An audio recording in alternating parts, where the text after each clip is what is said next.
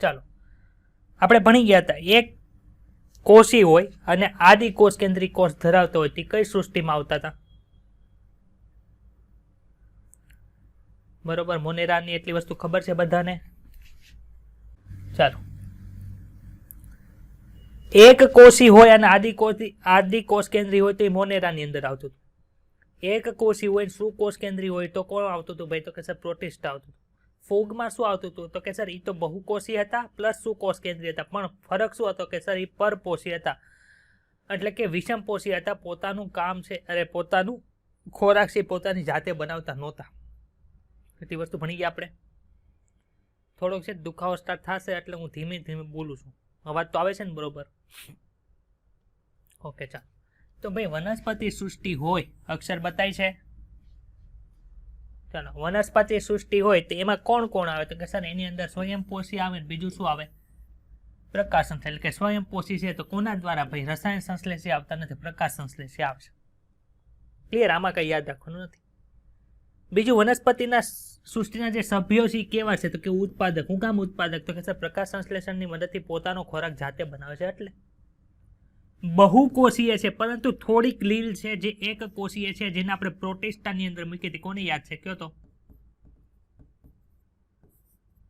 Cyanobacteria પ્રોટિસ્ટાની અંદર આવતા નથી. સાયનોબેક્ટેરિયા છે એ મોનેરાની અંદર આવે છે. પ્રોટિસ્ટાની વાત કરું છું. બે એવી લીલના નામ મેં કીધા હતા જેને આપણે મેં કીધું તો બહુ અટપટી લાઈન છે ટેક્સ્ટબુકની અંદર, એ યાદ રાખજો. ક્લોરેલા યાદ આવ્યું? ક્લોરેલા હતી શું? લીલ છે પરંતુ એક કોષીય છે, એટલે એને શેમાં મૂકી હતી? પ્રોટિસ્ટાની અંદર મૂકી હતી. બાકી હકીકતની અંદર કેમાં આવે? તો કે સર આની અંદર આવશે. બીજી કઈ હતી? ક્લોરેલન સાથે બીજું કોણ હતું ભાઈ? પાકું 100% શ્યોર? ટેક્સ્ટબુકમાં જોઈને મને કહો. ચાલો, ટેક્સ્ટબુકમાં જોઈને મને કહો. હા, હાટું જ કીધું હતું કે બધા એક્ઝામ્પલ મને પાકા જોવે, પણ ઊંચા નીચું જ થાય છે. બરોબર, યાદ રહેતું નથી કોઈને. જોઈને કે મેં લખ્યું છે સાચું છે ખોટું છે. ગોતો ગોતો સ્પીડમાં. સત્ય, સંતોષ. ક્લિયર? ચાલો, બીજું શું છે? સુકોષ કેન્દ્રી હોય તો એટલી વસ્તુ તો આપણને ખબર છે. આમાં કઈ યાદ રાખવાનું છે નહીં. છે યાદ રાખવા જેવું કઈ? સર આ તો આપણને ખબર જ છે, બીજું ચેપ્ટર ભણ્યા ત્યારથી. તો બીજું શું કરવાનું? તો કે ભાઈ આપણે બધી અંદર છે વર્ગીકરણ કરતા હતા, એટલે કે ક્લાસિફિકેશન કરતા હતા. તો કઈ વસ્તુ ઉપર કરતા હતા? તો કે સર અમુક માપદંડો ઉપર છે વર્ગીકરણ કરતા હતા. માપદંડો ઉપર.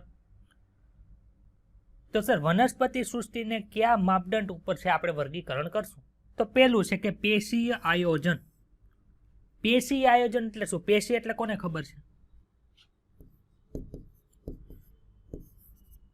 હા, સમાન કાર્યો કરતા. સમાન કાર્યો કરતા કોષોના સમૂહને શું કહેવાય? પેશી કહેવાય. પરંતુ આપણને જ ખબર છે ઉત્પન્ન થતા બધા કોષ કેવા હોય? તો કે સર સરખા હોય. પછી એમાં શું થાય? વિભેદન થઈ અને પછી શું બને? તો કે સર પેશી બને. ખબર? આ વાત ખબર છે આપણને? હા, તો ખબર પડી. તો પેશી આયોજન છે એ જોવા મળે છે કે જોવા નથી મળતું, એના આધારે વર્ગીકરણ કરશું. એટલે કે એ એક કોષી છે કે બહુકોષી છે? બહુકોષી છે તો એની અંદર આપણને પેશી આયોજન જોવા મળે છે કે નથી મળતું, એના આધાર ઉપર આપણે શું કરશું? વર્ગીકરણ કરશું. બીજું કોણ છે? વાહક પેશી. વાહક પેશી એટલે કોણ થાય? તો કે સર અન્નવાહક. બીજું શું થાય? તો કે સર જલવાહક. આ બધી પેશી એની અંદર છે કે નહીં? અન્નવાહક પેશીની અંદર કોણ કોણ આવે? જલવાહક પેશીની અંદર કોણ કોણ આવે? એ આપણે ચેપ્ટર નંબર 6 ની અંદર ભણશું.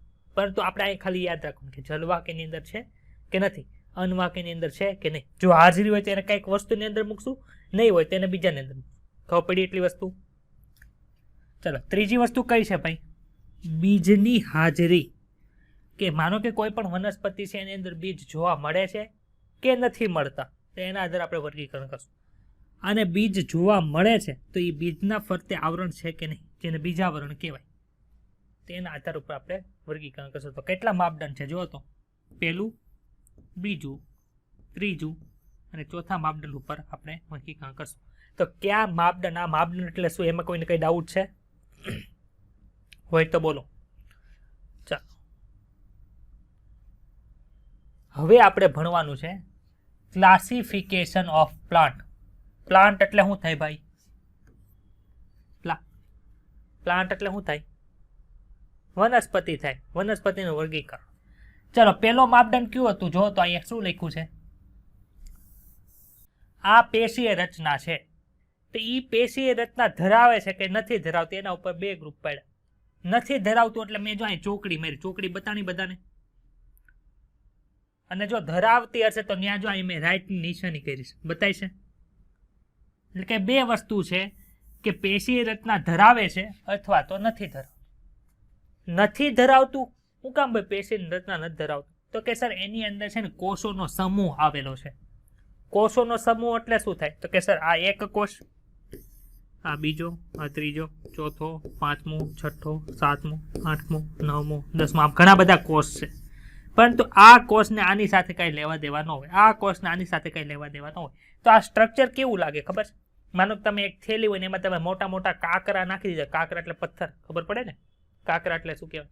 એ નાખી દો અને પછી તમે જે જોવો તો તમને શું બતાડે? તો કે સર એક થેલી છે ને એની અંદર ઘણા બધા કાંકરા ભરેલા છે પણ એકબીજા સાથે કઈ લાગતું વળગતું નથી.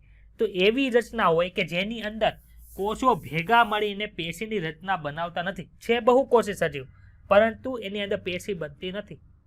તો એવું જે ભાગ છે, એવો જે ઘટકો છે એને શું કહેવાય? થેલોફાઇટા કહેવાય. ખબર પડી? શું કહેવાય? આ થેલોફાઇટા છે એની અંદર શું છે? જો પેશી બનતી નથી, પેશી નથી બનતી એટલે મૂળ પ્રકાંડ પર્ણશી જોવા મળશે નહીં. ખબર પડી? મૂળ પ્રકાંડ પર્ણ નથી જોવા મળતું એનો અર્થ શું? કે એની અંદર વિભેદન જોવા મળતું નથી. વિભેદન એટલે શું ખબર છે? વિભેદન એટલે કે કાર્યોને અનુલક્ષીને કોષોની અંદર અથવા તો કોષોની રચનામાં જે ફેરફાર થાય એને શું કહેવાય? વિભેદન કહેવાય. ક્લિયર એટલી વસ્તુ? તો થેલોફાઇટા એટલે શું? તમને એમ પૂછે કે તમે વેદ ક્લાસની અંદર ભણો તો કે હા. તમને થેલોફાઇટા એટલે શું ખબર પડે છે? તો કે હા ખબર પડે. શું કહેવાય? તો કે છે બહુકોષી છતાં પણ એની અંદર આપણને શું જોવા મળે? કે સર વિભેદન ન જોવા મળે, મૂળ પ્રકાંડ પર્ણ છે એ પણ જોવા મળતું નથી.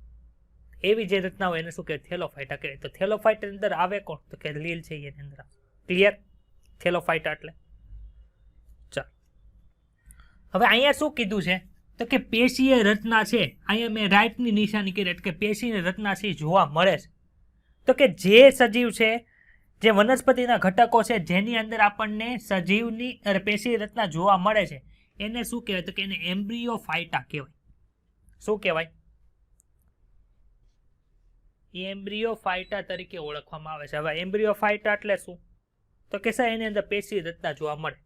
તો આપણે પેલો ઘટક જોયો તો ખબર, પેલો માપદંડ જોયો તો કે એની અંદર પેશી રચના જોવા મળે છે કે નથી મળતી. એના આધાર ઉપર આપણે બે વિભાગ કર્યા. ક્યાં ક્યાં? થેલોફાઇટા અને એક છે એમ્બ્રિયોફાઇટા. સમજ પડી?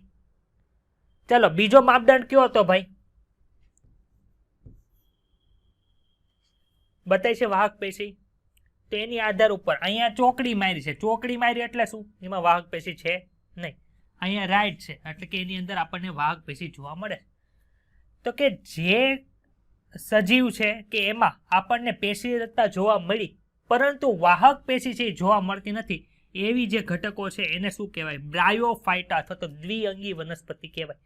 દ્વિઅંગી વનસ્પતિને ઇંગ્લિશ અંદર બ્રાયોફાઇટા કહેવાય. બી ઉપરથી બાય, બાય એટલે દ્વિઅંગી. યાદ રહી જશે? એટલે કે જો એમાં પેશીય રચના આપણને જોવા મળે છે પરંતુ અનવાહક અથવા તો જલવાહક છે જોવા મળતું નથી. ક્લિયર થયું બધાને? તો સર વાહક પેશી ધરાવે છે અને પેશી આયોજન ધરાવે છે એને શું કહેવાય? તો કે એને ટ્રેકિયોફાઇટા કહેવાય.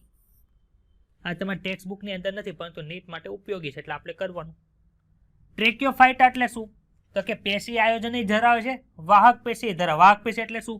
અનવાહક અને જલવાહક છે ધરાવે છે. જો અહીં રાઈટની નિશાની કરી. તો આ બીજો માપદંડ હતો. કયો? પહેલો માપદંડ પેશી રચના, બીજો માપદંડ વાહક પેશી. ત્રીજો માપદંડ કયો હતો? સર બીજની હાજરી.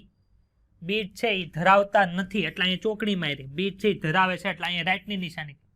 તો નથી ધરાવતા એને શું કહેવાય? તો કે સર એને ટેરિડોફાઇટા અથવા તો ત્રિઅંગી કહેવાય. એટલે કે ત્રિઅંગી વનસ્પતિ કેવી છે કે જેની અંદર પેશી આયોજન જોવા મળે છે, વાહક પેશી પણ આવેલી છે પરંતુ બીજ આવેલા નથી એટલે એને લખ્યું જો વાહક પેશી ધારી બીજ વિહીન વનસ્પતિ. ખબર પડી? યાદ રહી છે? સમજાય છે હું બોલું છું કે બગ કરું તમને કાંઈ સમજાતું નથી?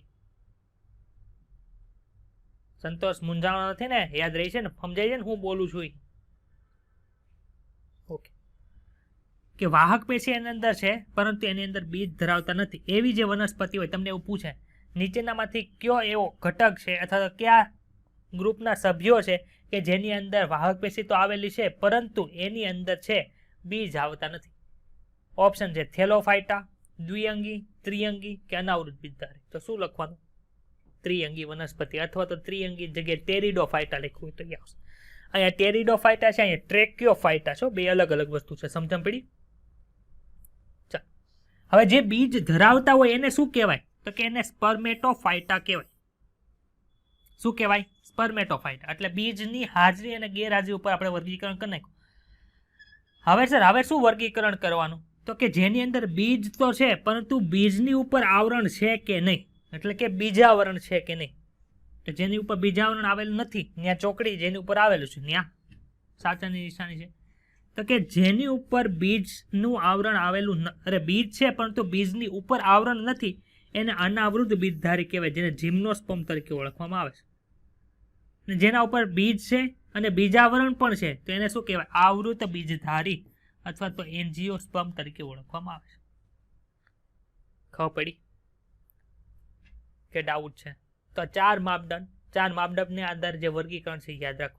પહેલું કયું હતું? પેશી રચના. બીજું હતું આપણે વાહક પેશીની વાહક પેશી આવેલી છે કે નહીં. પછી ત્રીજું છે બીજ આવેલું છે કે નહીં. અને ચોથું છે બીજની ફરતે આવરણ છે કે નહીં. ચાલો બીજ સિમ્પલ વસ્તુ આપણે સમજીએ. આવૃત બીજધારી વનસ્પતિ તમે બધાએ જોયેલી છે. કઈ? તો કે ફૂલ જે વનસ્પતિની અંદર હોય ને, ફૂલ એટલે કે પુષ્પ તમને જે વનસ્પતિની અંદર બતે ને એ બધી કઈ છે? આવૃત બીજધારી વનસ્પતિ છે. તો પડી ગઈ? માનો કે આંબો છે તો આંબોમાં મોર આવે એટલે મોર છે એ શું છે? તો કે સર એ એક પ્રકારનો પુષ્પ જ છે. તેનું ફળ કયું છે ભાઈ? કયો તો? કેરી છે. કેરીને ખાઈ જાવ પછી શું વધે? ગોટલી વધે. ગોટલીને તોડો પછી એની અંદરથી ગોટલી નીકળે, એનો મુખવાસ બનાવો ને, તેનું બીજ કયું છે? તો કે સર અંદર ગોટલી છે ને એનું બીજ છે પણ એની ફરતે આવરણ છે તમે તોડો છો. ખબર પડી? તો બીજ છે અને બીજની ફરતે આવરણ આવેલું છે એટલે કે બીજાવરણ આવેલું છે એને શું કે? આવૃત બીજધારી. યાદ રહી જશે કે ડાઉટ છે? આની ઉપરથી એક ક્વેશ્ચન પૂછવાની સંભાવના ઘણી બધી છે. શું કામે? તો કે સર આમ જ પૂછી લે. પેશી રચના હોય પરંતુ વાહક પેશી આવેલી ન હોય એવી ઘટકનું ઉદાહરણ આપો તો શું આવે? દ્વિઅંગીય. ખબર પડી? ચાલો હવે આપણે પહેલા થેલોફાઇટા ભણશું, પછી બ્રાયોફાઇટા ભણશું, પછી ટેરિડોફાઇટા ભણશું, પછી જિમ્નોસ્પર્મ ભણશું, પછી એન્જિયોસ્પર્મ ભણો.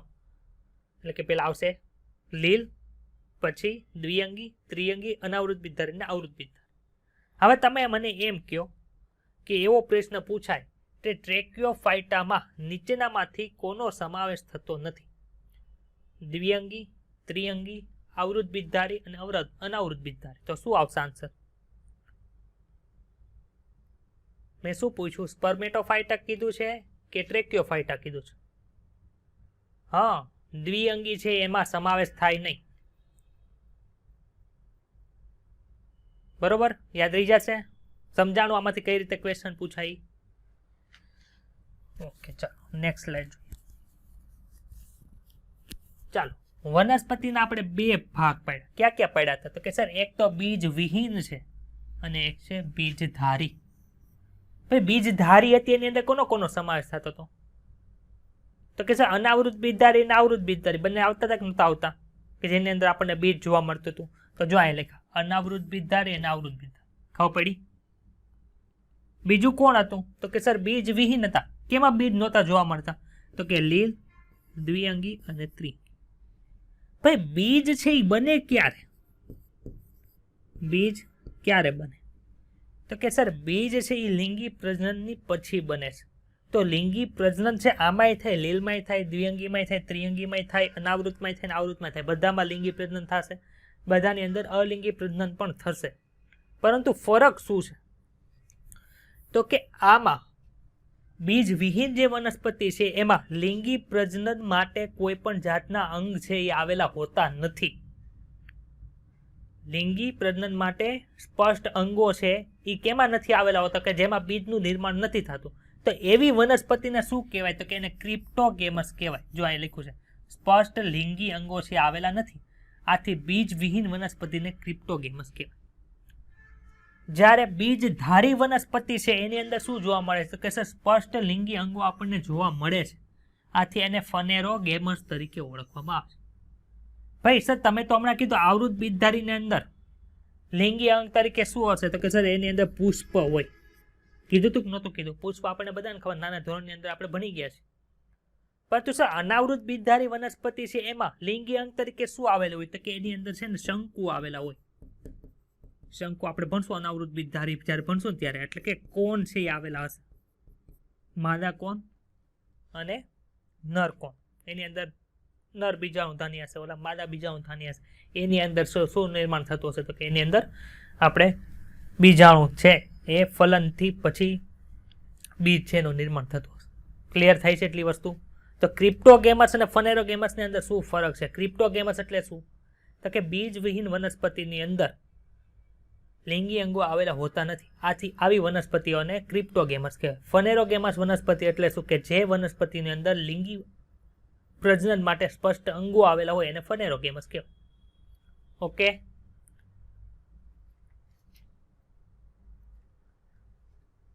રવિવારે તમારે જે કેમેસ્ટ્રીની ટેસ્ટ છે ને એમાં ગેસિયસ સ્ટેટ આખું અને બીજું કયું અત્યારે ચાલે છે આપણે કેમિકલ બોન્ડિંગ, એ જેટલું ચાલશે એટલું પૂછાશે. બરોબર, મને યાદ આવી ગયું, સરે કહેવાનું કીધું. ચાલો, પેલું કોણ આવ્યું ભાઈ? પેલો સભ્ય કયો છે? લીલ છે. જો આપણે આમાં આટલી વસ્તુ ભણવાના છે. પહેલા ભણશું લીલ, પછી દ્વિઅંગી, પછી ત્રિઅંગી, પછી અનાવૃત અને આવૃત.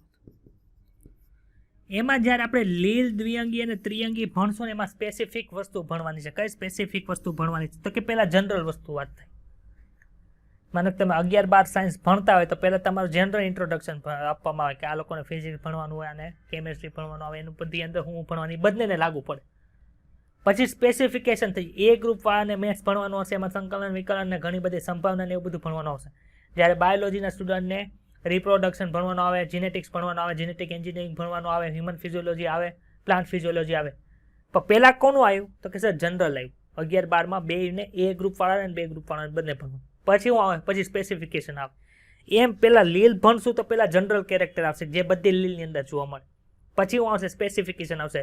હરિત લીલ, ભૂખરી લીલ, રાતી લીલ, એવું સ્પેસિફિકેશન આવશે. પછી આવશે પહેલા શું આવે? જનરલ આવે, પછી સ્પેસિફિક. એવી રીતે દ્વિઅંગી ભણશો એમાં પણ આવશે લીવરવર્સ અને મોસ, એટલે કે એના બધા ઉદાહરણ આવશે. તો એની અંદર એ શું આવશે? પહેલા જનરલ કેરેક્ટર ભણશું, પછી લીવરવર્સના સ્પેસિફિકેશન આવશે, પછી મોસના સ્પેસિફિકેશન આવશે.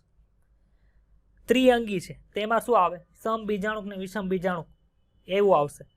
જ્યારે અનાવૃત અને આવૃત, આવૃત છે એ મોટા ભાગે આપણે આમાં ભણવાતું નથી, કેમ કે આવૃત બીજધારીનું મુખ્યત્વે ભણવાનું 12મા ધોરણના બીજા ચેપ્ટરની અંદર આવે છે.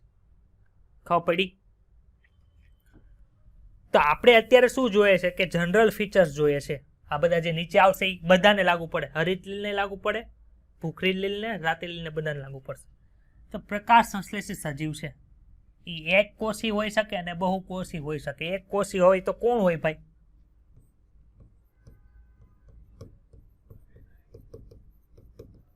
અને બહુ કોષી તો ઘણી બધી હમણાં સ્પાયરોગાયરા અને ઘણી બધી ભણશું, કારા ને એવું બધું આવશે. ચાલ, સરળ રચના છે જેમાં પેશી આયોજન આવેલું નથી. ભણી ગયા આ લાઈન કે બાકી છે? ભણી ગયા ને? પેશી આયોજન નહોતું, થેલોફાઇટાની અંદર આપણે જોયું હતું, યાદ આવી? સુકાયક જેવી શરીર રચના ધરાવે છે જેમાં મૂળ પ્રકાંડ પર્ણ હોતું નથી. ભાઈ સુકાય એટલે શું?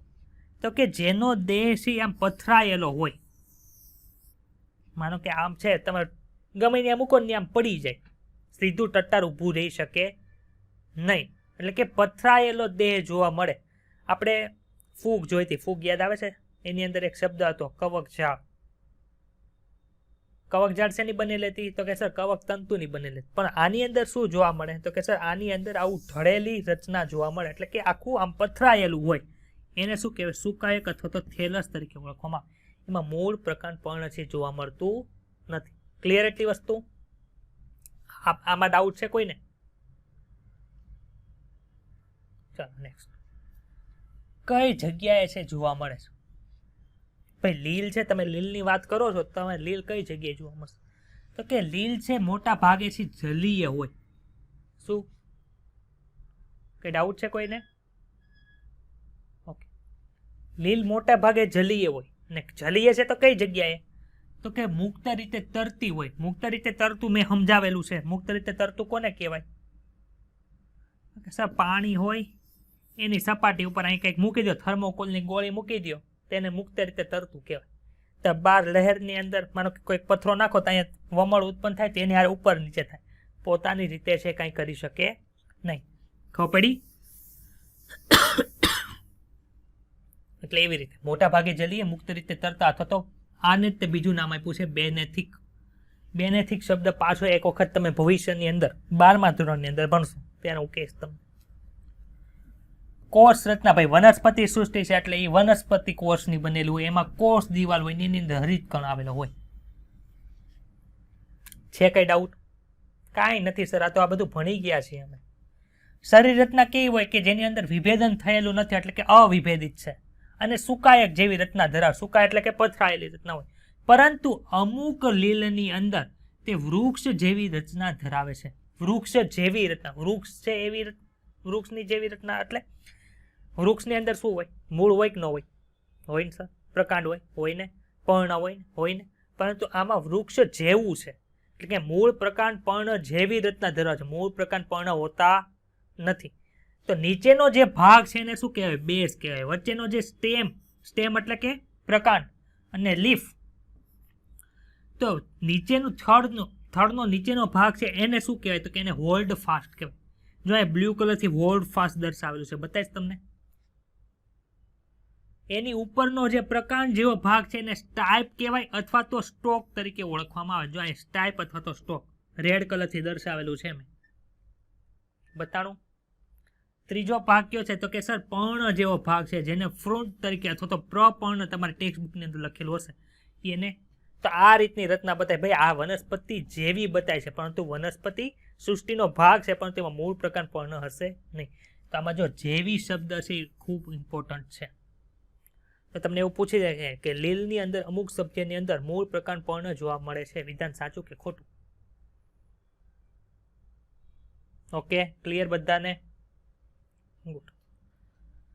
જીવન ચક્ર કેવું ધરાવે? તો કે સર એકવિધ જીવન ચક્ર ધરાવે છે. આ ખાલી અત્યારે યાદ રાખો. આખું જીવન ચક્ર એટલે શું? આપણે નેક્સ્ટ છેલ્લો ટોપિક ભણશું ત્યારે આ જીવન ચક્ર આખું સમજાવે. એકવિધ, એક દ્વિવિધ અને દ્વિવિધ જીવન ચક્ર વચ્ચે, ત્રણેય વચ્ચે શું ફરક છે ખબર પડી?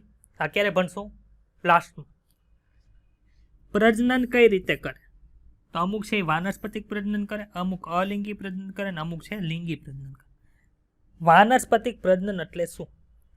તો કે ભાઈ લિંગી પ્રજનન ગમે તે કરે, વનસ્પતિ કરે, પ્રાણી કરે, પરંતુ લિંગી પ્રજનન છે એ અમુક અવસ્થા પૂરી થાય પછી જ તેની અંદર લિંગી પ્રજનન જોવા મળે. આપણે લિંગી પ્રજનન મનુષ્યની અંદર ક્યારે કરવા માટે સક્ષમ બને? તો કે સર પુખ્તાવસ્થા આવે, 15-16 વર્ષની પુખ્તાવસ્થા થાય પછી તે લિંગી પ્રજનન કરવા માટે મનુષ્યની અંદર સક્ષમ બને, બાકી પહેલા ન કરી શકે. એવી રીતે વનસ્પતિ હોય એમાં પણ અમુક સમય પછી જ તે લિંગી પ્રજનન છે કરવા માટે સક્ષમ બને, ત્યાર સિવાય બને. પરંતુ સર અમે તો એવું જોયું છે ને કે અમુક વનસ્પતિ એવી છે કે જે અમુક ટાઈમ એટલે કે જે લિંગી પ્રજનન કરવા માટે સક્ષમ હજી બની નથી, છતાં પણ એક વનસ્પતિમાંથી 2 બને, 2માંથી 4 બને, 4માંથી 6, એટલે કે ઘણી બધી વનસ્પતિની અંદર ફેલાવો થાય છે.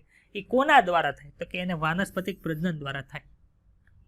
આપણે લિંગી પ્રજનનની વ્યાખ્યા ભણી ગયા છે કે એમાં જન્યુઓના જોડાણથી શું બને છે? તો કે નવો સજીવ બને છે. પરંતુ વાનસ્પતિક પ્રજનનની અંદર જન્યુઓનું જોડાણ આવે નહીં. તો સર અલિંગી પ્રજનન એટલે શું? તો કે અલિંગી પ્રજનન છે એ શું છે? તો કે એ વાનસ્પતિક પ્રજનન છે એ અલિંગી પ્રજનનનો જ ભાગ છે, પણ તે ક્યારે જોવા મળે? તો કે પુખ્ત અવસ્થા પહેલા. અલિંગી પ્રજનન ક્યાં જોવા મળે? એટલે કે જે બીજાણુ દ્વારા થાય એ આપણું પુખ્ત અવસ્થા પછી જોવા મળે, અને લિંગી પ્રજનન પણ પુખ્ત અવસ્થા પછી જોવા મળશે. સમજ પડી આ ત્રણેય વચ્ચે શું ફરક છે? પ્રાણી હોય ને એમાં પુખ્ત અવસ્થા પહેલાનો જે ભાગ હોય ને એને શું કહેવાય? જુવિનાઇલ ફેઝ કહેવાય. જુવિનાઇલ ફેઝ તરીકે ઓળખવામાં આવે. જ્યારે વનસ્પતિ હોય એની અંદર પુખ્ત અવસ્થા પહેલાનો જે તબક્કો એને વાનસ્પતિક તબક્કો કહેવાય ને એની અંદર જે પ્રજનન જોવા મળે એને વાનસ્પતિક પ્રજનન કહેવાય. ક્લિયર થઈ ગયું? આ ચાલો આપણે પહેલા કીધું વાનસ્પતિક પ્રજનન છે. તો વાનસ્પતિક પ્રજનન એટલે શું? તો કે સર અવખંડન પહેલા ચેપ્ટરની અંદર ભણી ગયા. જો તો એમાં જન્યુ બને છે અવખંડનમાં, બીજાણુ બને ન બને સર, આથી વાનસ્પતિક પ્રજનન છે. એમાં શું થાય? તો કે કોષ છે એ કોષ વિભાજન પામીને છે નવો દેહ બનાવી નાખે. માનો કે પેરામિશિયમ છે એને કાપી નાખ્યું. પેરામિશિયમ કેવું હોય?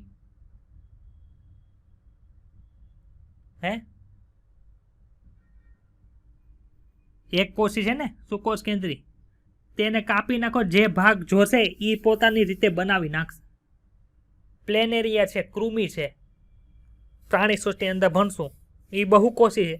તેને જે ભાગ કટ થઈ ગયો હોય ને એની સિવાયનો બધો ભાગ છે નવો બનાવી નાખે. તો એ કોષ વિભાજન પામીને પોતાનો દેહ છે બનાવી નાખશે. ખબર પડી? ચાલો, અલિંગી પ્રજનન કોના દ્વારા થાય? તો કે વિશિષ્ટ રચના આવેલી હોય. કઈ રચના હોય? તો કે જેની અંદર છે બીજાણુનું નિર્માણ થતું હોય. આ બીજાણુ શું કહે? તો કે સર અલિંગી બીજાણુ તરીકે ઓળખવામાં આવે. અલિંગી બીજાણુના સર કઈ ઉદાહરણ છે? તો આપણે ખબર છે અલિંગી બીજાણુ ઘણી બધી પ્રકારના હતા. કોનામાં? ફૂગની અંદર કણી બીજાણુ કીધું તો યાદ આવ્યું, કોનિડિયા. એમ અલગ અલગ જગ્યાએ અલગ અલગ બીજ ઉત્પન્ન થાય એટલે એને અલગ અલગ નામ આપવામાં આવે, પણ કહેવાય કો અલિંગી બીજાણુ. એવી રીતે વનસ્પતિની અંદર અમુક બીજાણુ ધાનીની અંદર જે બીજાણુ બને એને અલિંગી બીજાણુ કહેવાય, પરંતુ અમુક છે ચલિત હોય, અમુક અચલિત હોય. તો એનું એક્ઝામ્પલ એક આપ્યું છે ઝૂસ્પોર, એટલે કે ચલ બીજાણુ કે જેની અંદર કસા આવેલી હોય છે. ખબર પડી? કેવા બીજાણુ છે? ચલિત બીજાણુ છે, એટલે કે એને ઇંગ્લિશ અંદર ઝૂસ્પોર કહેવાય. કોનું ઉદાહરણ છે? તો કે સર એક પ્રકારના અલિંગી બીજાણુનું છે. અત્યારે ભાઈ તમને ગોટાળો થતો એવું લાગશે, કેમ કે આ જનરલ વસ્તુ છે. આપણે લીલી આવી જાય, લાલ લીલે આવી જાય, ભૂખરી લીલે આવી જાય, એટલે આમાં તમને એવું લાગે કે સર ગોટાળો થાય. પરંતુ એક વખત હમણાં સ્પેસિફિકેશન ભણશું પછી તમને કોઈ પણ જાતનો વાંધો આવશે નહીં. તો આમાં નો સમજાણું હોય એવું કઈ છે? હોય તો બોલો. તો અત્યાર સુધી તમે શું ભણ્યા? કોણ કહે છે મને?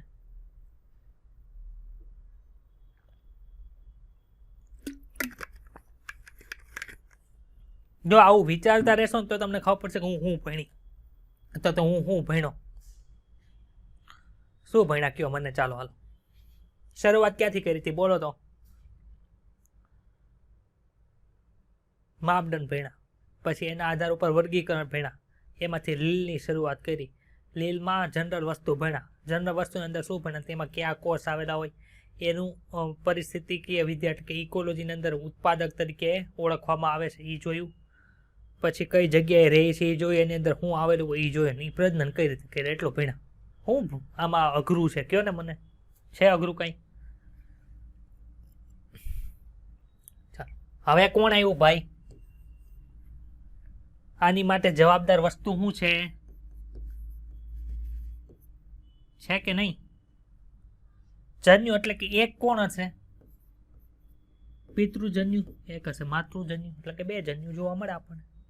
તો જો પિતૃ અને માતૃજન્ય દ્વારા એટલે કે પિતા દ્વારા ઉત્પન્ન થતા જન્યુ, માતા દ્વારા ઉત્પન્ન થતા જન્યુ બંને દેખાવની અંદર સરખા હોય, બંને સાવ સમાન હોય, તો એને શું કહેવાય? સમજન્યુક તરીકે ઓળખવામાં આવે.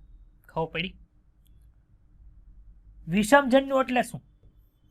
તો કે માતા અને પિતા બંને દ્વારા ઉત્પન્ન થતા જન્યુ છે દેખાવમાં સરખા હોય, એટલે કે એક જેવી જ રચના હોય, પરંતુ એની સાઇઝ અલગ અલગ હોય, તેને શું કહેવાય? વિષમજન્યુ કહેવાય. જો સમજન્યુકની અંદર સાઇઝ સરખી છે, બંને દેખાય સરખા, એટલે તમે આમાં આઈડેન્ટિફિકેશન એવું ન આપી શકો ક્યુ નરજન્યુ છે ક્યુ માદાજન્યુ છે. આમાં કેવું છે તો કે સર આમાં આપણને એક જન્યુ છે એ નાનું છે, એક જન્યુ મોટું છે, એના આધાર ઉપર તમે કહી શકો કે આમાં નરજન્યુ માદાજન્યુ ક્યુ. જ્યારે અંડજન્યુક એટલે શું તો કે અંડજન્યુકમાં માદાજન્યુ અને પિતા દ્વારા ઉત્પન્ન થતું જન્યુ છે એ બંને અલગ અલગ હોય. માતા દ્વારા ઉત્પન્ન થતું જન્યુ કેવું હોય તો કે સર એ મોટા હોય અને અચલિત હોય. જેમ કે આપણે માણસની અંદર એવું જોવા મળે છે, માતા દ્વારા અંડકોષ ઉત્પન્ન થાય કેવો હોય, દેખાવમાં મોટો હોય અને અચલિત હોય, એની અંદર કશા આવેલી હોતી નથી. જ્યારે પિતા દ્વારા ઉત્પન્ન થતું જન્યુ કેવું હોય, ચાલો અરે નાના હોય અને ચલિત હોય, એટલે કે ચાલી શકે એવા હોય. ખબર પડી? અંડજન્યુકમાં આપણે માણસને યાદ રાખી દેવાનું, એને જેવું જ તેની અંદર હોય કે કેવું હોય, બંને જન્યુ અલગ અલગ હોય, નાના અને મોટા હોય, એક છે અચલિત છે ને એક છે ચલિત છે. ઓકે, યાદ રહી જશે. પહેલા તો તમને એ ખબર પડી વિષમ જન્યુક એટલે શું, અંડજન્યુક એટલે શું, સમજન્યુક એટલે શું. તો સર સમજન્યુક છે એ કોની અંદર જોવા મળે તો કે સમજન્યુકની અંદર બે કન્ડિશન મૂકી દે. માનો કે એક આ જન્યુ છે ને એની કોપી આ જન્યુ છે, પરંતુ એકની અંદર આપણને કશા જોવા મળે છે, એકની અંદર કશા જોવા નથી મળતી. તો કશા ચાલવાનું કામ કરે, એટલે જેની અંદર નથી અચલિત છે અને જેની અંદર જોવા મળે છે ચલિત છે. તો ભાઈ કશા હોય અને સમજન્યુક હોય એટલે કે ચલિત સમજન્યુક પ્રકારે શું કરે છે, લિંગી પ્રજનન કરે છે. એવું કેની અંદર જોવા મળે કે યુલોથ્રિક્સ નામની જે લીલ છે ને એની અંદર આપણને જોવા મળે છે. ખબર પડી? હમણાં આપણે ભણ્યા, હું પૂછીશ કે આ યુલોથ્રિક્સ છે એ કઈની અંદર જોવા મળે, હરિત, લાલ કે બ્રાઉનમાં. હમણાં છેલ્લે આપણે હમણાં ક્લાસિફિકેશન ભણશું ને ત્યારે. જ્યારે સમજન્યુક છે પરંતુ ચાલતા નથી એવા કોની અંદર જોવા મળે તો કે સ્પાયરોગાયરાની અંદર જોવા મળે છે. ખબર પડી? વિષમ જન્યુક છે ઈ પ્રકારે કોણ કરે છે લિંગી પ્રજનન તો કે યુડોરીના અંદર જોવા મળે. જો આ ટેક્સ્ટબુક જે જૂની ટેક્સ્ટબુક છે એમાં યુડોરીના લખેલું નહીં હોય. યુડોરીના જેને જૂની ટેક્સ્ટબુક હશે એની અંદર નહીં હોય. કાંઈ નહીં, હમણાં આપણે ટેક્સ્ટબુકમાં રીડિંગ કરશું ત્યારે જોઈ લેજો. અત્યારે તમને તો નોટ મળી જાય એટલે વાંધો નથી તમને. યુડોરીના કઈ રીતે પ્રજનન કરે ભાઈ, સમજન્યુક કે વિષમ જન્યુક? જ્યારે અંડજન્યુક છે એ કોણ કરે છે તો કે વોલ્વોક્સ અને ફ્યુકસ નામની જે લીલ છે એ અંડજન્યુક પ્રમાણે કરે છે. ચલો, પ્રજનન ક્લિયર? વાનસ્પતિક, અલિંગી અને લિંગી. રેડી ને? લિંગી, અલિંગી અને વાનસ્પતિક ત્રણ ક્લિયર થયા. એમાં લિંગીના ત્રણ પ્રકાર, દેખાવમાં હરખા હોય, દેખાવમાં સમાન છે પરંતુ સાઇઝ અલગ અલગ છે, અને સાઇઝ અલગ છે ને દેખાવમાં અલગ છે, એવા ત્રણ પ્રકાર. ચાલો, હવે લીલના આપણે પ્રકાર પડ્યા. હવે સ્પેસિફિકેશન આવે છે કે તમે એ ગ્રુપના છો કે બી ગ્રુપના. એવી રીતે લીલ છે એ ક્લોરોફાઇસી છે. ક્લોરોફાઇસી એટલે કેવા કલરની? લીલા કલર. એ લીલા કલરથી લખ્યું છે મેં. ફિઓફાઇસી એટલે બ્રાઉન કલરની, બ્રાઉન કલરથી લખ્યું છે. રોડોપાઇસી એટલે લાલ કલરથી, લાલ લખ્યું. આને નાને કંઈ લેવા દેવા નથી હો. ઉપર ઉદાહરણ લેખન આ લખ્યું એને કંઈ લેવા દેવા, અહીંથી અલગ અલગ છે. હું કામ લેવા દેવા નથી સર? અહીંયા યુલોથ્રિક્સ છે લાલ કલરથી લખ્યો એટલે રોડોફાઇસીમાં આવતું હશે એવું નથી. આ હરિત લીલની અંદર આવે એટલે આને નાને કંઈ લેવા દેવા નથી એમ હું કહું છું. સમજ પડી? ચાલો નેક્સ્ટ પેજ. હવે આપણે ભણીએ ક્લોરોફાઇસી. હવે બધું લીલું લીલું આવશે, પછી ભૂરું ભૂરું આવશે, પછી રેડ રેડ આવશે. ક્લોરોફાઇસી પહેલું જ પ્રશ્ન, મારે ક્લોરોફાઇસી જોવી મારે ક્યાં જવાનું? કે પાણીમાં જવાનું. કેવા પાણીમાં? ખારા કે મીઠા? તો કે બંને જગ્યાએ જોવા મળે. કેવી હોય તો કે અમુક છે એ વસાહતી છે ને અમુક છે તંતુમય છે. વસાહતી એટલે શું તો કે વસાહતી એટલે કે એક અહીંયા હોય, એક અહીંયા હોય, એક અહીંયા હોય ને પાછું બધા કેવા હોય? ઇન્ટરકનેક્ટેડ હોય. એટલે કે પોતાની વસાહત છે એ જાળવી રાખે. સમજણ પડી બધાને? આવી વસાહત રચે. તંતુમય એટલે શું? તંતુમય એટલે કે આખો તંતુ રચે. ખબર પડી? અને તંતુમય લીલ કે અને કેવી કે વસાહતી લીલ. તો વસાહતી લીલ મારે કેવી રીતે યાદ રાખવી? વસાહતીનું નામ શું છે ભાઈ? વોલ્વોક્સ. કે વોલ્વોક્સ નામની જે લીલ છે ભાઈ કેવી હશે? લાલ કે લીલી? લીલી.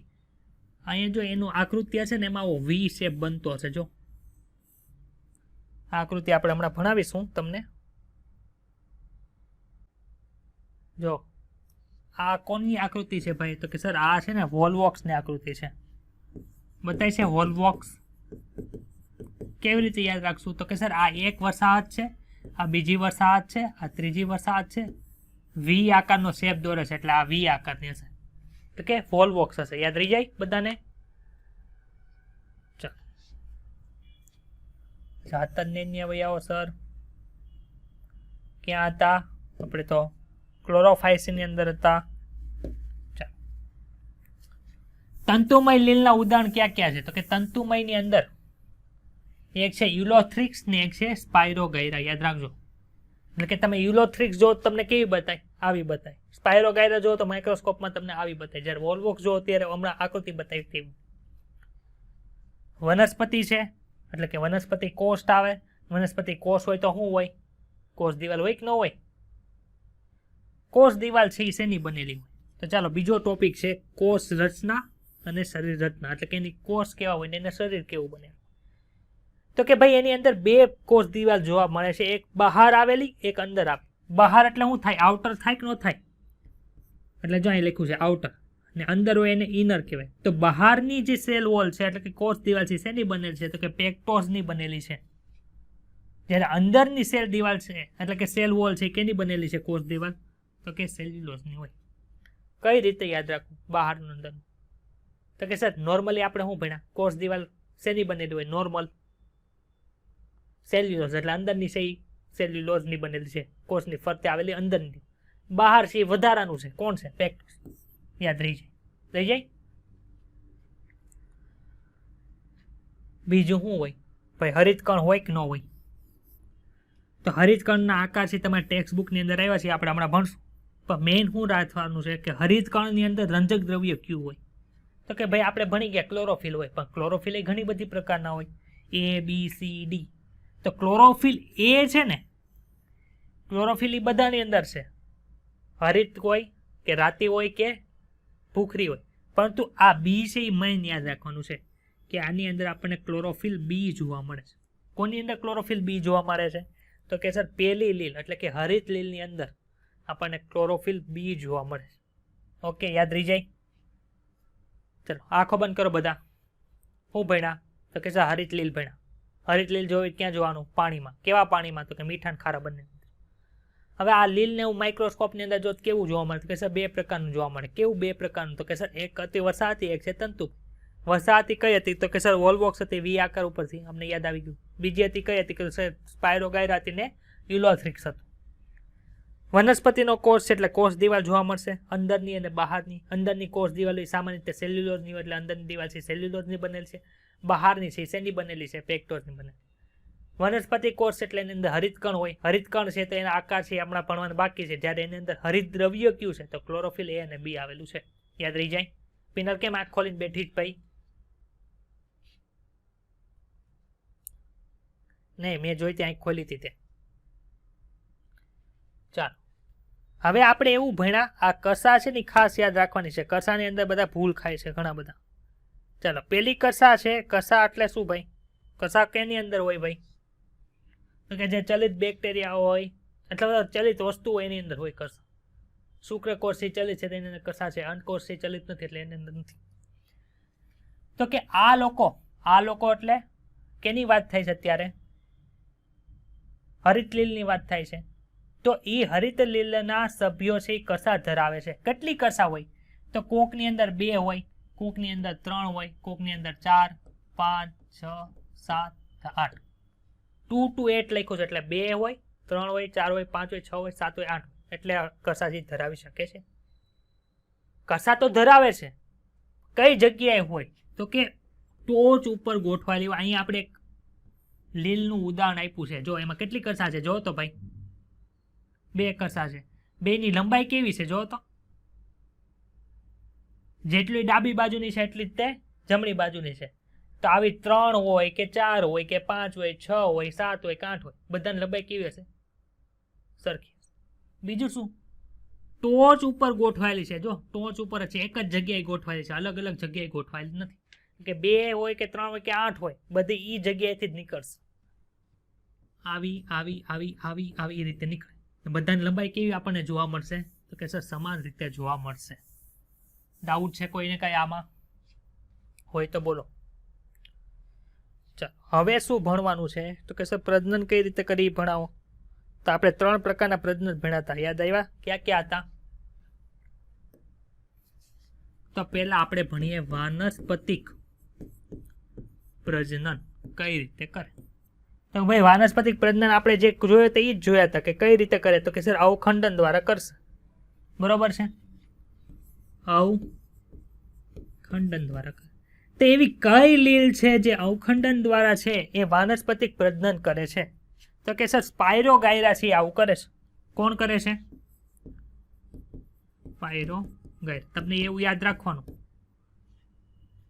કે સ્પાયરોગાયરા છે એ નીચેનાથી કઈ રીતથી અથવા તો કઈ મેથડથી છે વાનસ્પતિક પ્રજનન કરે, તેનો આન્સર આવશે અવખંડન.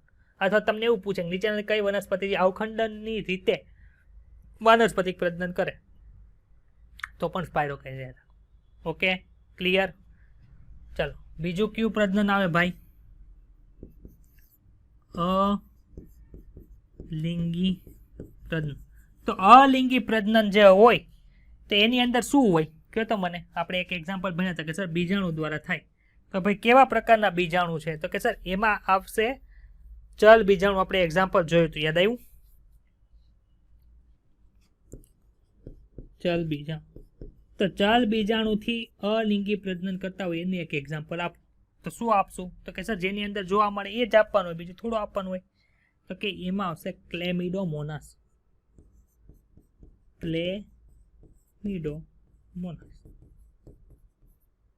ક્લેમિડોમોનાસ કંઈક આગળ ભણી ગયા આપણે?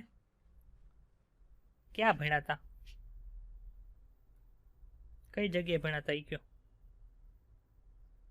પ્રોટેસ્ટાની અંદર આવી ગયું. બીજું કઈ જગ્યાએ આવ્યું? તો અહીંયા આવ્યું. તો ક્લેમિડોમોનાસને કેમાં મૂકવામાં આવે? તો કે એક કોષીને સુકોષ કેન્દ્રિય કીધું હોય તો એમાં આવશું, નકર આમાં મૂકશું લીલની અંદર. પણ લીલની અંદર કે 3 પ્રકારની લીલ હોય, એમાં કેમાં મૂકશું? ક્લોરોફાઇસની અંદર મૂકશું, એટલે કે હરિત લીલની અંદર મૂકશું. અલિંગી પ્રજનનનું કામ પતી ગયું ભાઈ. હવે કોણ આવે?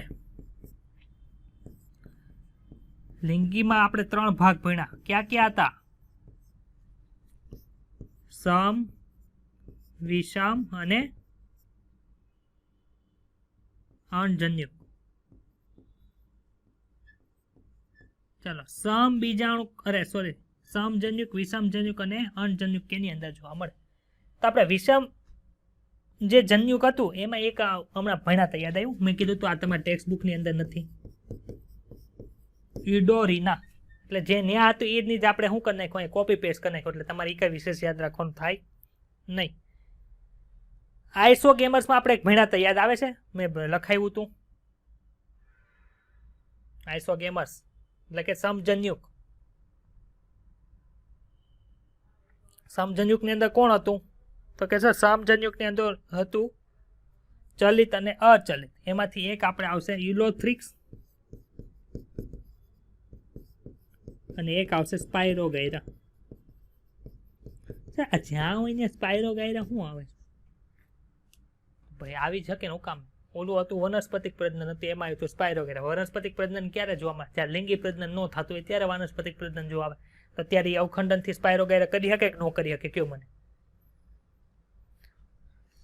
પછી હવે જો લિંગી પ્રજનન હશે ને એમાં એક જ જગ્યાએ આવશે. એમાં પાછું વિષમ ને અણજન્યુકમાં ન. શું કામ? લિંગી પ્રજનન સ્ટાર્ટ થઈ ગયું, એમાં 3 માંથી એક જ પદ્ધતિથી થાય. વિષમ જન્યુકથી થાય, કાં તો સમજન્યુકથી થાય, કાં અણજન્યુકથી. 3થી થઈ શકે નહીં. એટલે એમાં સમજન્યુકમાં આવે છે સ્પાયરોગાયરા. વિષમ જન્યુકમાં અને અણજન્યુકની અંદર આવતું નથી. ક્લિયર એટલી વસ્તુ? ચાલો સર અણજન્યુકની અંદર કોણ આવે? તો કે સર વસાહતની અંદર કોણ રહેતું હતું?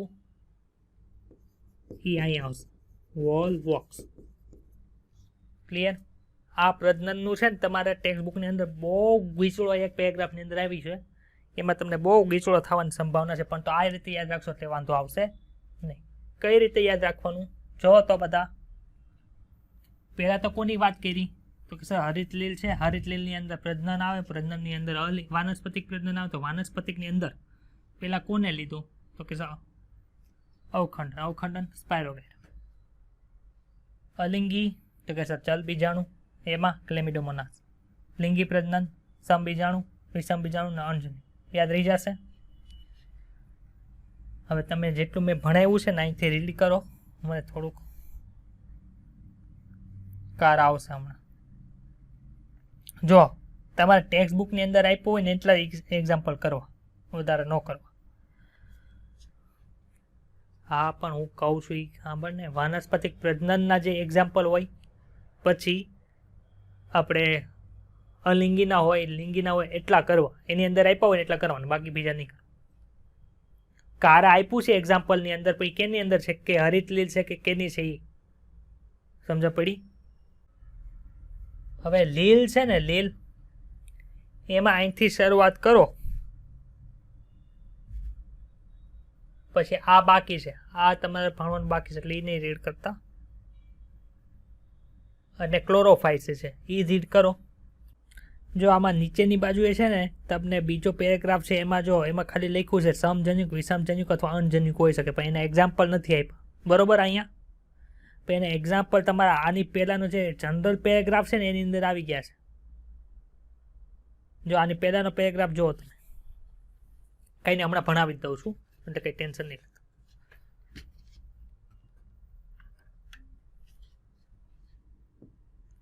હમણાં આપણે ઓલી નોટ્સ જોઈ લઈએ ને, ક્લોરોફાઇલ પછી વાંધો નહીં. ચલો એટલામાં ડાઉટ નથી ને કંઈ? આ છે આ પેજ ભેણા એમાં. જો આ તમને મેં બુક બતાવી હતી ને, આ બુક છે ને એની અંદર 370 પેજ છે, પણ એની અંદર તમારે યાદ રાખવાના 250 પેજ હોય. જે 250 પેજ યાદ રાખે એટલે કે એમાં સમજે એ આગળ વધે એને પાસ થાય. બાકી બધું યાદ રાખવા જાય તો કેટલી બુક હોય, ક્યારે પાર પડે, ખબર પડી?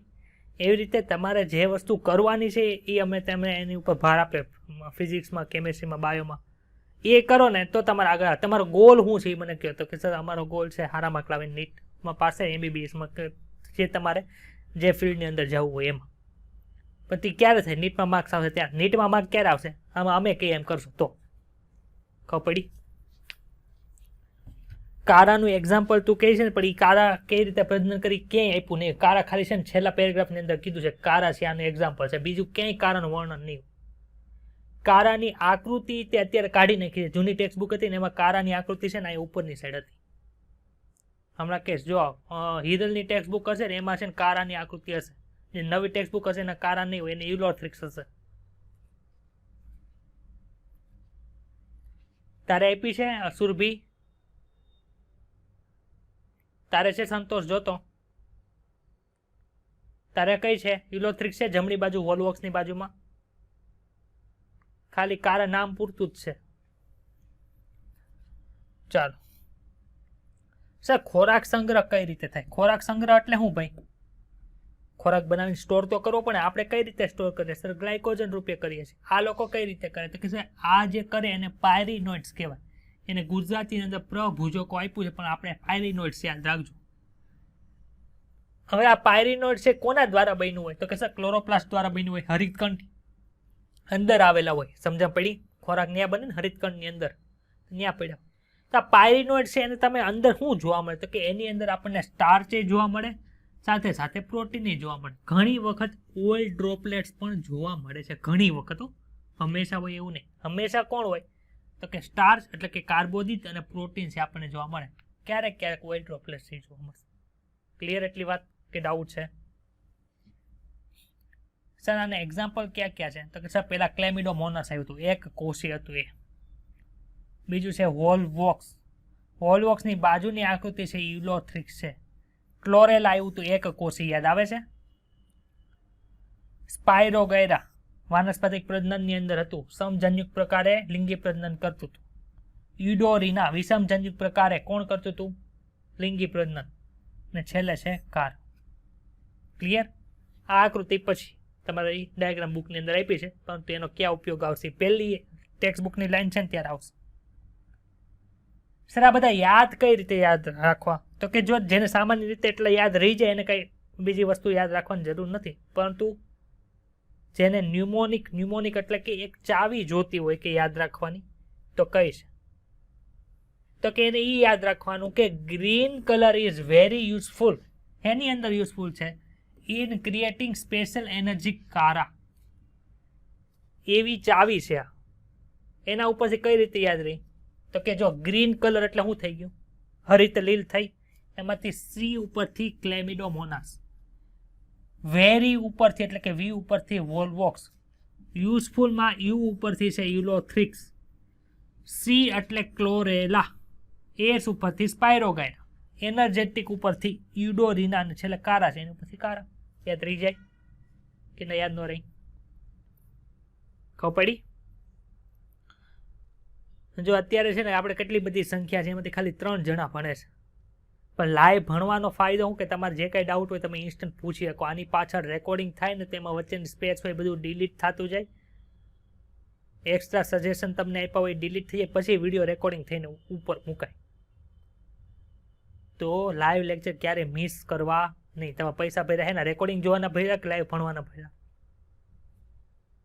તો પછી તો ખાસ આ એક વસ્તુ યાદ રાખવાની. તો કઈ કઈ વસ્તુ હતી? તો કે સર વોલ્વોક્સ છે, યુડોરિના છે, સ્પાયરોગાયરા છે, ક્લોરેલા છે, યુલોથ્રિક્સ છે. એ બધા કોના ઉદાહરણ છે? તો કે હરિત લીલના છે. હવે જો અહીંયા મેં તમને કીધું હતું, ચાલો યુલોથ્રિક્સ કેમાં આવી? તો કે સર હરિત લીલમાં આવી, સ્પાયરોગાયરા હરિત લીલમાં છે, યુડોરિના હરિત લીલની અંદર છે, વોલ્વોક્સ છે એ કેમાં છે? હરિત લીલમાં છે. ફ્યુકસ છે એ હરિત લીલની અંદર નથી. ખબર છે? ફ્યુકસ ને બાદ કરતા જેટલા ઉદાહરણ આપ્યા છે કોના આપ્યા છે?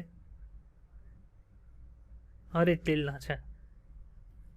હવે તમારું આપણે ભણીએ બ્રાઉન આલ્ગી. બ્રાઉન આલ્ગી એટલે શું? તો કે સર બ્રાઉન આલ્ગી એટલે ભૂખરી લીલ. આવી ગયું બધું ભૂરું ભૂરું આ બતાય છે ને અક્ષર. ચાલો, ફિયોફાઇસી એટલે શું? તો કે કઈ જગ્યાએ જોવા મળે? ઓલું કઈ જગ્યાએ જોવા મળતું હતું? ખારા મીઠા પાણીમાં. આ ખાલી કઈ જગ્યાએ જોવા મળે? મીઠા પાણીમાં.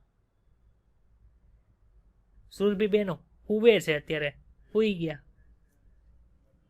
એટલે તો પેલા પૂછ્યું દેખાય છે કે નથી દેખાતું? ઝૂમ કરો. મોબાઈલની અંદર સુવિધા આપી છે ને, તો પછી સુવિધા એનો ઉપયોગ કરવાનો. માઇક્રોસ્કોપ તમે મોતિયાનું ઓપરેશન કરતા હોય, માઇક્રોસ્કોપ આપ્યું હોય, માઇક્રોસ્કોપનો ઉપયોગ ન કરીને આમને ઓપરેશન કર્યું, વાંક કોનો કહેવાય? ડોક્ટરનો, પેશન્ટનો. તો પછી એમ તમને ફેસિલિટી આપી તમે ઉપયોગ ન કરો, તમારો વાંક કહેવાય. કેવું સ્વરૂપ છે? તો કે સર અમુક એવા સભ્યો છે જે ખૂબ જ મોટા છે અને બહુકોષીય સ્વરૂપ ધરાવે છે, જેને કેલ્પ તરીકે ઓળખવામાં આવે. આપણે આ ફ્રોન્ટ, સ્ટાઇપ અને હોલ્ડફાસ્ટ જોયું હતું હમણાં. એ કઈ બધી લીલની અંદર જોવા મળતું નથી. કેની અંદર જોવા મળે? તો કે કેલ્પ નામની જે આપણે લીલ છે એની અંદર જોવા મળે. અને કેલ્પ એની અંદર આવે છે તો કે ખારા પાણીની જે ભૂખરી લીલ છે એની અંદર જોવા મળે. ચાલો, કોષ રચના. તો પેલા કોષ દિવાલ આવે, ઓલામાં ઇનર આઉટર લેયર હતા. આમાં એવું નથી. આમાં કોની બનેલી છે? તો કે એમાં આલ્જીનની બનેલી છે. કોની બનેલી છે? આલ્જીન છે શું? તો કે સર એક હાઇડ્રોકોલોઇડ છે જે પાણી પ્રત્યે આકર્ષણ ધરાવતા હોય એને હાઇડ્રોકોલોઇડ્સ કહેવાય. સલ્ફોનેટ એટલે કે એની અંદર સલ્ફરનો એડ થયેલું હશે. શું કામ કરે? તો કે બાઇન્ડિંગ એજન્ટનું કામ કરે છે. પણ તો મેન શું યાદ રાખવાનું? કોષ દિવાલ છે એ ભૂખરી લીલની અંદર શેની બનેલી હોય? તો કે સર આલ્જીનની બનેલી હોય. ક્લોરોપ્લાસ્ટ આવશે? હા સર આવે ને. ક્લોરોપ્લાસ્ટ એટલે ખબર છે ને કોને કહેવાય? રંગ કણો. એના અલગ અલગ પ્રકાર હતા. એમાં શું ધરાવે? ક્લોરોફિલ એ અને ક્લોરોફિલ સી. હરિત લીલની અંદર ક્લોરોફિલ એની સાથે કોણ આવતું હતું? ક્લોરોફિલ બી કાઢ નાખ્યું. બી પછી શું આવે? સી. એ સી મૂકી દીધો અહીંયા. ઓકે, ચાલો. બીજું શું આવે છે? તો કે ક્લોરોફિલ એ અને ક્લોરોફિલ સી ની સાથે સાથે એની અંદર બીજું એક રંજક દ્રવ્ય છે જેને ફ્યુકોઝેન્થિન કહેવાય, જે કેવો રંગ ધરાવે? તો કે બ્રાઉન રંગ ધરાવે છે. આથી આ લીલને શું કહેવાય? બ્રાઉન લીલ કહેવાય. શરીર રચના કેવી છે? તો કે સર બહુકોષીય છે, જેને કેલ્પ તરીકે ઓળખવામાં આવે છે. એનું એક્ઝામ્પલ તો કે એક અપવાદ છે જેને ફ્યુકસ કહેવાય છે, જે દ્વિવિધ જીવનચક્ર ધરાવે છે. બાકી બધા એકવિધ જીવનચક્ર ધરાવે છે. આપણે ભણ્યા તક નહોતા ભણ્યા. બહુકોષીય છે અથવા તો કેલ્પ હોય. કેલ્પની અંદર એક વિશિષ્ટ છે જે ફ્યુકસ છે. ફ્યુકસ નામની લીલ આપણે હમણાં જોઈ હતી. ફ્યુકસ ક્યાં જોયું હતું? નહીં, ફ્યુકસ આપણે હમણાં જોયું હતું પ્રજનનની અંદર, લિંગી પ્રજનનની અંદર 3 પ્રજનનના પ્રકાર ભણ્યા હતા. અનજન્યુકની અંદર ફ્યુકસ હતું. એ ફ્યુકસ ક્યાં આવ્યું? તો કે સર એ ફ્યુકસ આવ્યું બ્રાઉન લીલની અંદર. તો બ્રાઉન લીલની અંદર પ્રજનનમાં લિંગી પ્રજનનનું એક ઉદાહરણ મળી ગયું તમને બધાને. ચાલો, ખોરાક કઈ રીતે સંગ્રહ થાય? સામે કઈ રીતે હતો કે તો લીલી લીલમાં પાયરીનોટ્સ હતો. પાયરીનોટ્સ હતું ને, પાયરીનોટ્સની અંદર શેનું બનેલું હતું? પ્રોટીન અને સ્ટાર્ચ હતું. આની અંદર શું જોવા મળે? તો કે સર લેમિનારિન અને મેનિટોલ છે જોવા મળે છે. કેની અંદર? ભૂખરી લીલ. કસા છે કેટલી હોય? 2 હોય. ઓલામાં કેટલી હતી? આમાં કેટલી? ઓલામાં બધી કઈ જગ્યાએથી થતી હતી? એક જ જગ્યાએથી ઉત્પન્ન થતી, સમાન લંબાઈ નથી. આમાં શું લખ્યું જો? અસમાન લંબાઈની છે. કઈ બાજુએ આવે? તો ઓલામાં કઈ જગ્યાએથી હતી? ટોચ ઉપરથી હતી. આમાં પાર્શ્વીય બાજુએથી, એટલે કે બાજુમાંથી નીકળે. જો બતાય છે 2 કસા, આ પહેલી કસા અને આ બીજી કસા બાજુમાંથી નીકળે છે એવું બતાય છે. તો કે હા સર, બંને અસમાન છે. યાદ રહી જશે. ચાલો, કેટલા પ્રકારે પ્રજનન કરે ભાઈ? તો કે સર 3 પ્રકારે. વાનસ્પતિક પ્રજનન કેનાથી થાય? તો કે સર અવખંડનથી થાય. બધાની અંદર અવખંડનથી ક્યુ પ્રજનન થાય? તો કે સર વનસ્પતિક પ્રજનન થાય. અલિંગી પ્રજનન કોનાથી થાય? ચલ બીજાણુ. શું કામે? તો કે સર એની અંદર કસા છે એટલે ચલ બીજાણુ આમાં આવશે. જ્યારે લિંગી પ્રજનન કોનાથી થાય? તો કે સર જન્યુ આકારથી, જન્યુઓથી થાય. હવે આ જન્યુ છે એ કેવા હોય? તો કે જન્યુ છે ને એ નાશપતિ આકારના જોવા મળે. કેટલી કસા ધરાવે? તો કે 2 પાર્શ્વીય કસા ધરાવે છે. હવે જન્યુ છે એ શું કરે ભાઈ? ફલન કરે કે ન કરે? તો તે ફલિતાન બને. તો ફલન કરે છે. કઈ જગ્યાએ ફલન કરે છે? શરીરની બહાર કે શરીરની અંદર? તો બંને પ્રકાર છે. અમુક છે એ બહાર કરે, અમુક છે અંદર. બહાર કરે તો કઈ જગ્યાએ કરે? તો ભાઈ આપ જોવા ક્યાં મળતું હતું? પાણીમાં. તો ક્યાં કરે? પાણીમાં. ખબર પડી? જો અંદર કરે તો કઈ જગ્યાએ કરે? તો કે સર અંદર કરે તો ઉગોનિયમ જે આવેલું હશે, એટલે કે માદામાં જે ઉગોનિયમ જે જગ્યાએ હશે કે જ્યાંથી જન્યુ બને છે, માદા જન્યુ, ત્યાં થશે. ભાઈ ઉગોનિયમની અંદર ફલન કરતું હોય એવી એક લીલનું નામ આપો કે ભાઈ ફ્યુકસ છે. બ્રાઉન લીલની અંદર હાઇલાઇટેડ લીલ કઈ છે? તો કે ફ્યુકસ. શું કામ? તો કે દ્વિવિધ જીવનચક્ર ધરાવે. બાકી બધી કઈ ધરાવે? એકવિધ ધરાવે. આ કેવું છે? ફ્યુકસ છે. કેમ? બાકી બધા પાણીમાં ફલન કરે, આ અંદર જઈને ફલન કરે એવું. ઓકે, યાદ રહી જશે. સર એક્ઝામ્પલ આપો ને, કઈ રીતે યાદ રાખવા? તો કે બ્રાઉન લીલ માટે છે શું કરવું પડે? તો કે સર ન્યુમોનિક છે.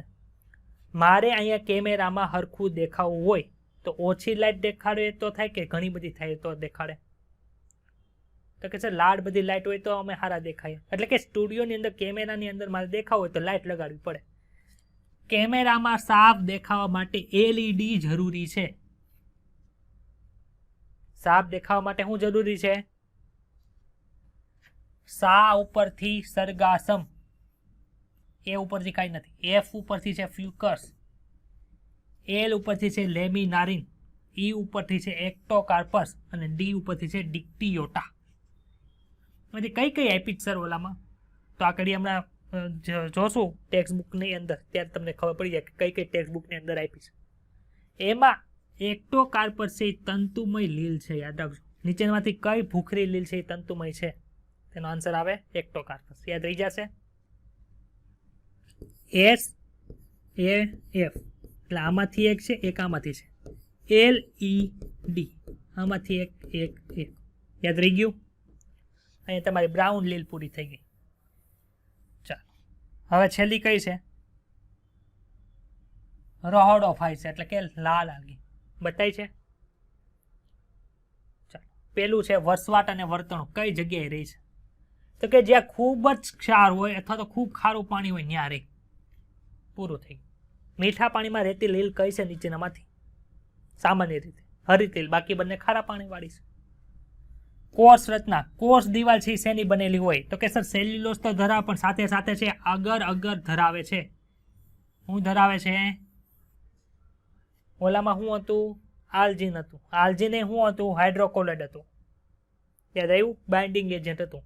જ્યારે આ અગર છે શું છે? તો કે સર એક એસ્ટર છે એસ્ટર આવે ને તમારે ભણવામાં કેમેસ્ટ્રીમાં, કાર્બોક્સિલિક એસિડ ને એસ્ટર ને કીટોન ને ફલાણો ફલાણો ફલાણો, એવી રીતે આ એસ્ટર છે. શું કામ કરે? બાઇન્ડિંગ એજન્ટનું કામ કરે છે. શરીર રચના કેવી હોય? બહુકોષીય છે, એટલે કે જટિલ છે. ખોરાક કેવી રીતે સંગ્રહ કરે? ચાલો, પેલો ખોરાક કેવી રીતે સંગ્રહ કરતું હતું? પેલું કોણ હતું? ક્લોરોફાઇલ. કેવી રીતે સંગ્રહ કરતું હતું? પાયરિનોઇડ્સ. શેના બનેલા હતા? ચાલો, પેલું ક્લિયર. બીજું ખોરાક સંગ્રહ કોણ નથી કરતું હતું? લેમિનારિન અને મેનિટોલ. લેમિનારિન કેમ યાદ રાખવાનું? તો કે લેમિનારી એમાં લીલ આવે છે, એટલે એમાંથી યાદ રાખવાનું લેમિનારી અને મેનિટોલ. આ કોનાથી કરે છે? તો કે ફ્લોરોઇડન સ્ટાર્ચથી કરે છે. કોનાથી કરે છે? ફ્લોરોડિયન સ્ટાર્ચથી. કોના જેવું હોય રચના? તો કે એમાઇલોપેક્ટિન અને ગ્લાયકોજન જેવી છે રચના ધરાવે છે. ભાઈ એમાઇલોપેક્ટિન છે એ શું છે? એક પ્રકારનો સ્ટાર્ચ છે. ગ્લાયકોજન શું છે? તો કે સર ગ્લુકોઝ એ ઘણી બધી વખત ભેગું થઈને જે બનાવે એને શું કહેવાય? ગ્લાયકોજન. તો એવી જ રીતે આ સ્ટાર્ચ છે, એટલે કે સ્ટાર્ચ જ છે એક પ્રકારનું. એટલે ફ્લોરોઇડન સ્ટાર્ચ છે કોના જેવું બતાય? તો કે સર એમાઇલોપેક્ટિન અને ગ્લાયકોજન જેવું બતાય છે. કસા છે આમાં આવેલી હોતી નથી, ખાસ યાદ રાખજો. કસા છે આમાં આવેલી હોતી તો અચલિત હોય કે અચલિત હોય? તેને બીજાણુ છે એ અચલિત છે ને એના જન્યુ છે એ કેવા છે? અચલિત છે. જો અલિંગી પ્રજનન છે અચલિત બીજાણુથી કરે, લિંગી પ્રજનન છે એ અચલિત જન્યુથી કરે. શું કામ? કે એમાં તો કસા છે જ નહીં. પેલું જોયું તેમાં 2 થી 8 કસાથી, બીજું જોયું તેમાં 2 કસાથી, આમાં તો કસા જ નથી. પેલો તો એમાં બધી સમાન કસા હતી, આમાં બીજું જોયું તો એમાં અસમાન કસા હતી, આમાં તો કસા જ નથી, એટલે કે સમાન અસમાન જેવું આવે નહીં. કેવા પ્રકારે લિંગી પ્રજનન કરે? અણજન્યુક, એટલે કે ત્રીજો પ્રકાર હતો એવું આવશે કે નર અને માદા જન્યુ બંને દેખાવની અંદર સાવ અલગ હોય છે, એક નાનું એક મોટું. ચલો સર, આનું ન્યુમોનિક આપો. રેડ એટલે લાલ. રેડ લાઇટ પર પ્લીઝ ગેટ સેટ ગો ના કરે. લાલ લાઇટ હોય, લાલ સિગ્નલ હોય તો વયું જવાય, ઠોકી દે કોક. એવી રીતે અહીંયા શું કરવું પડે? તો કે સર અહીંયા આપણે કીધું છે રેડ લાઇટ પર પ્લીઝ ગેટ સેટ ગો ના કરે. એટલે હું પેલું છે પી ઉપરથી પોલીસાઇફોનિયા, બીજું છે પી ઉપરથી પોરફાયરા, ત્રીજું છે જીલિડિયમ, પછી જી ઉપરથી ગ્રાસિલેરિયા, અને છેલ્લું છે ના કરે ઉપરથી કેરાજીન. યાદ રહી જશે. પછી તો આવશે દ્વિઅંગી. દ્વિઅંગી આપણે આજે નથી ભણવાનું. ચલો સર, આનું ટેક્સ્ટ બુકનું રિવિઝન કરાવી દઉં, પછી તમે બધા છૂટા.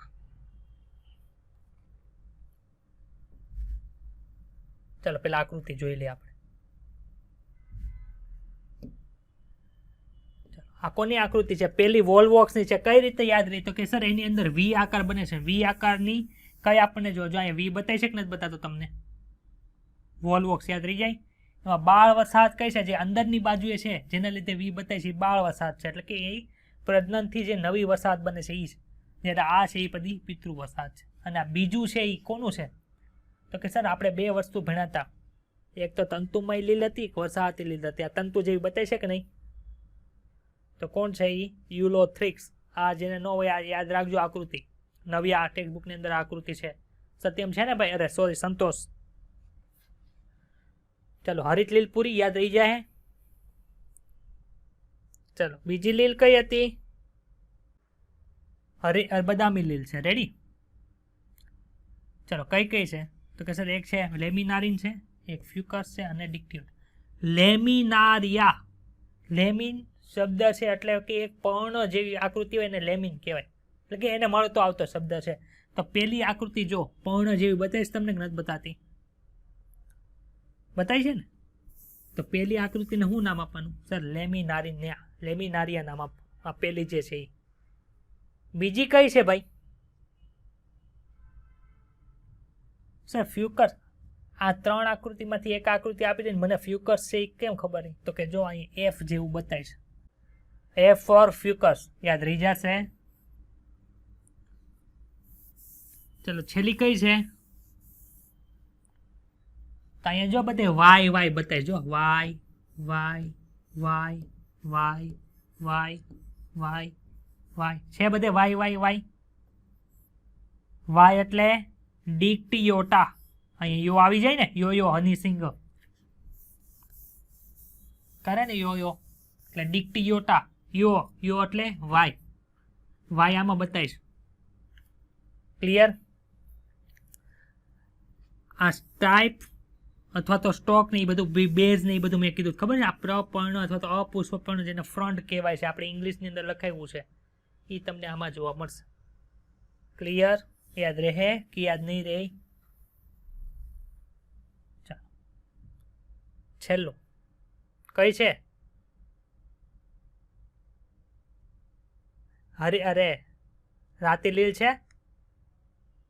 આમાં આગ લાગી હોય એવું લાગતું ને, લાગે છે કે નથી લાગતું? લાગે ને. આગને ઇંગ્લિશમાં શું કહેવાય? ફાયર કહેવાય કે ન કહેવાય? આ પોર ફાયરા, ફાયર આવી ગયું અહીંયા, ફાયર છેલ્લેથી લીટો કાઢી નાખો. આ પોર ફાયરા યાદ રહી જશે. હવે આમાં ઘણી બધી ડાળી હોય એવું લાગે છે. ઘણી બધી ડાળીને એટલે ઘણી બધી શું કહેવાય? પોલી કહેવાય કે ન કહેવાય? પોલીસાયફોનિયા. ચાલો યાદ રહી ગયા બધાના નામ? ચાલો પૂછું છું નામ હો બધાના. પેલું શું છે? આ રે પૂરે ભાગેશ કે? હા, આ કોણ છે? આ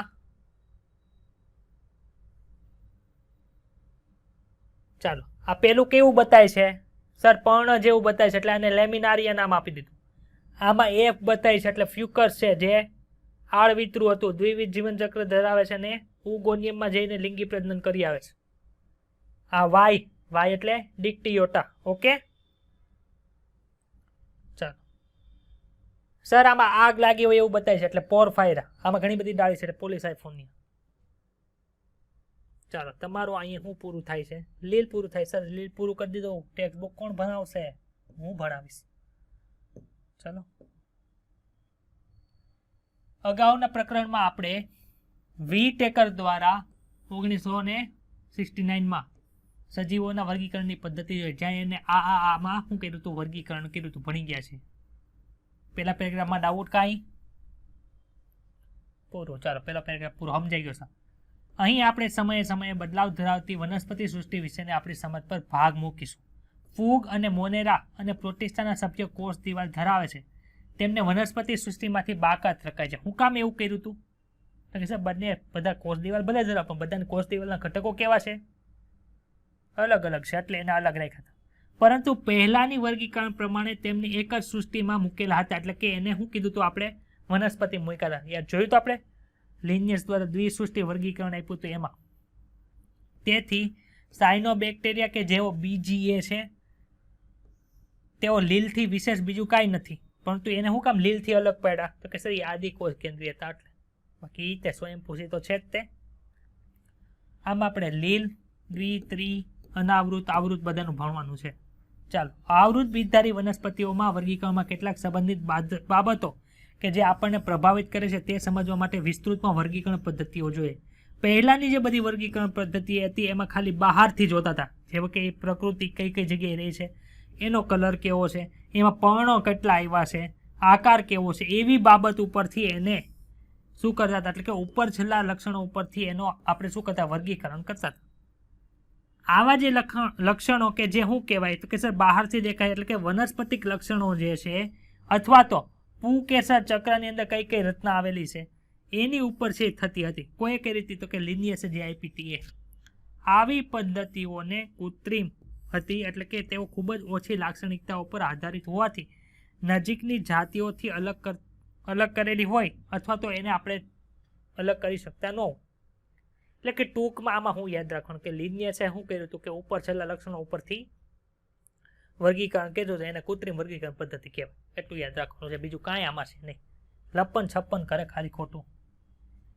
કૃત્રિમ પદ્ધતિઓ વાનસ્પતિક અને લિંગી લક્ષણોને સમાન મહત્વ આપતી હતી, પરંતુ આપણને ખબર છે લિંગી પ્રજનન છે, અલિંગી પ્રજનન છે, એ બંને કેવા છે? અલગ અલગ છે. બંનેનું વેઇટેજ સરખું નથી. બંનેના મહત્વ કેવા છે? અલગ અલગ છે. કૃત્રિમ કેવું કરતી હતી? કૃત્રિમ વર્ગીકરણ પદ્ધતિ બંનેને હરખું કરતી હતી. આ સ્વીકૃત નથી, કારણ કે આપણે જાણીએ છીએ કે ઘણીવાર વાનસ્પતિક લક્ષણો પર્યાવરણ દ્વારા ખૂબ જ સરળતાથી અસર પામે છે. માનો કે તમે વર્ગીકરણ શાસ્ત્રી છો, તમે શિયાળાની અંદર પાનખર ઋતુની અંદર ગયા, કોઈક વનસ્પતિના લક્ષણનું વર્ગીકરણ કર્યું એટલે કે ડિસ્ક્રિપ્શન કર્યું, તો તમને હું સાચું લક્ષણ મળે કે આના લક્ષણ આને તો પાન જ નથી એવું કોક કહી દે. પણ તેના પાન હોય, તમે ઉનાળામાં જાઓ ચોમાસામાં જાઓ તમને પાન જોવા મળે. હું લખ્યું છે કે વાનસ્પતિક લક્ષણો છે એ પર્યાવરણ દ્વારા સરળતાથી અસર કરે છે. એનાથી વિરુદ્ધમાં નૈસર્ગિક વર્ગીકરણ પદ્ધતિ એટલે કે નેચરલ ક્લાસિફિકેશન સિસ્ટમ છે એ વિકાસ પામ્યું. પહેલા કોણ હતું કે કઈ વર્ગીકરણ સિસ્ટમ વાપરતા હતા? કોઈએ વાપરી હતી? કયા વૈજ્ઞાનિકે વાપરી હતી?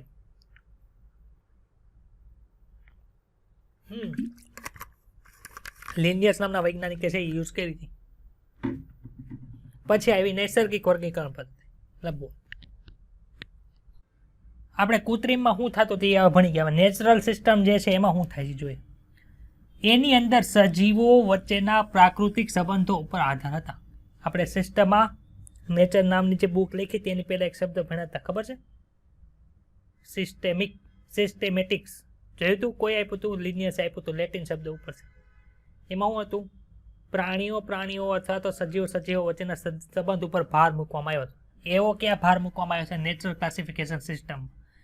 એમાં માત્ર બાહ્ય લક્ષણોને ધ્યાનમાં નથી રાખ્યા, એની સાથે સાથે સૂક્ષ્મ રચના એટલે કે અલ્ટ્રા સ્ટ્રક્ચર, નાના સ્ટ્રક્ચર હોય, એનેટોમી હોય, એમ્બ્રિયોલોજી એટલે કે માનો કે કોઈ સપુષ્પી વનસ્પતિ એટલે કે જે આવૃત બીજધારી વનસ્પતિની અંદર આપણે ભણશું કે કઈ રીતે ભ્રૂણ બને છે, તે આખી ભ્રૂણ વિદ્યાની આખી પ્રોસેસ છે એને પણ સામેલ કરવામાં આવે છે. વનસ્પતિ રસાયણ વિદ્યા એટલે કે કોઈ પણ વનસ્પતિ છે એની અંદર તમે કોર્સ લો, એની અંદર કયા કેમિકલ આપણને જોવા મળે. આપણે જોયા હતા કે નહોતા જોયા? આની અંદર આલ્જીન જોવા મળતું હતું, આની અંદર અગર જોવા મળતું હતું. જોયું હતું કે નહોતું જોયું? એને શું કહેવાય? ફાઇટો કેમિસ્ટ્રી કહેવાય. જેવા આંતરિક લક્ષણો પણ ધ્યાનમાં રાખવામાં આવ્યા હતા. સપુષ્પી વનસ્પતિ એટલે કઈ? તો કે સર આવૃત બીજધારી વનસ્પતિ હોય એને સપુષ્પી વનસ્પતિની અંદર સમાવેશ કરવામાં જ આવે, પરંતુ ઘણી જગ્યાએ અનાવૃત બીજધારી વનસ્પતિને સપુષ્પી વનસ્પતિ અંદર નાખવામાં આવે. શું કામે ભાઈ?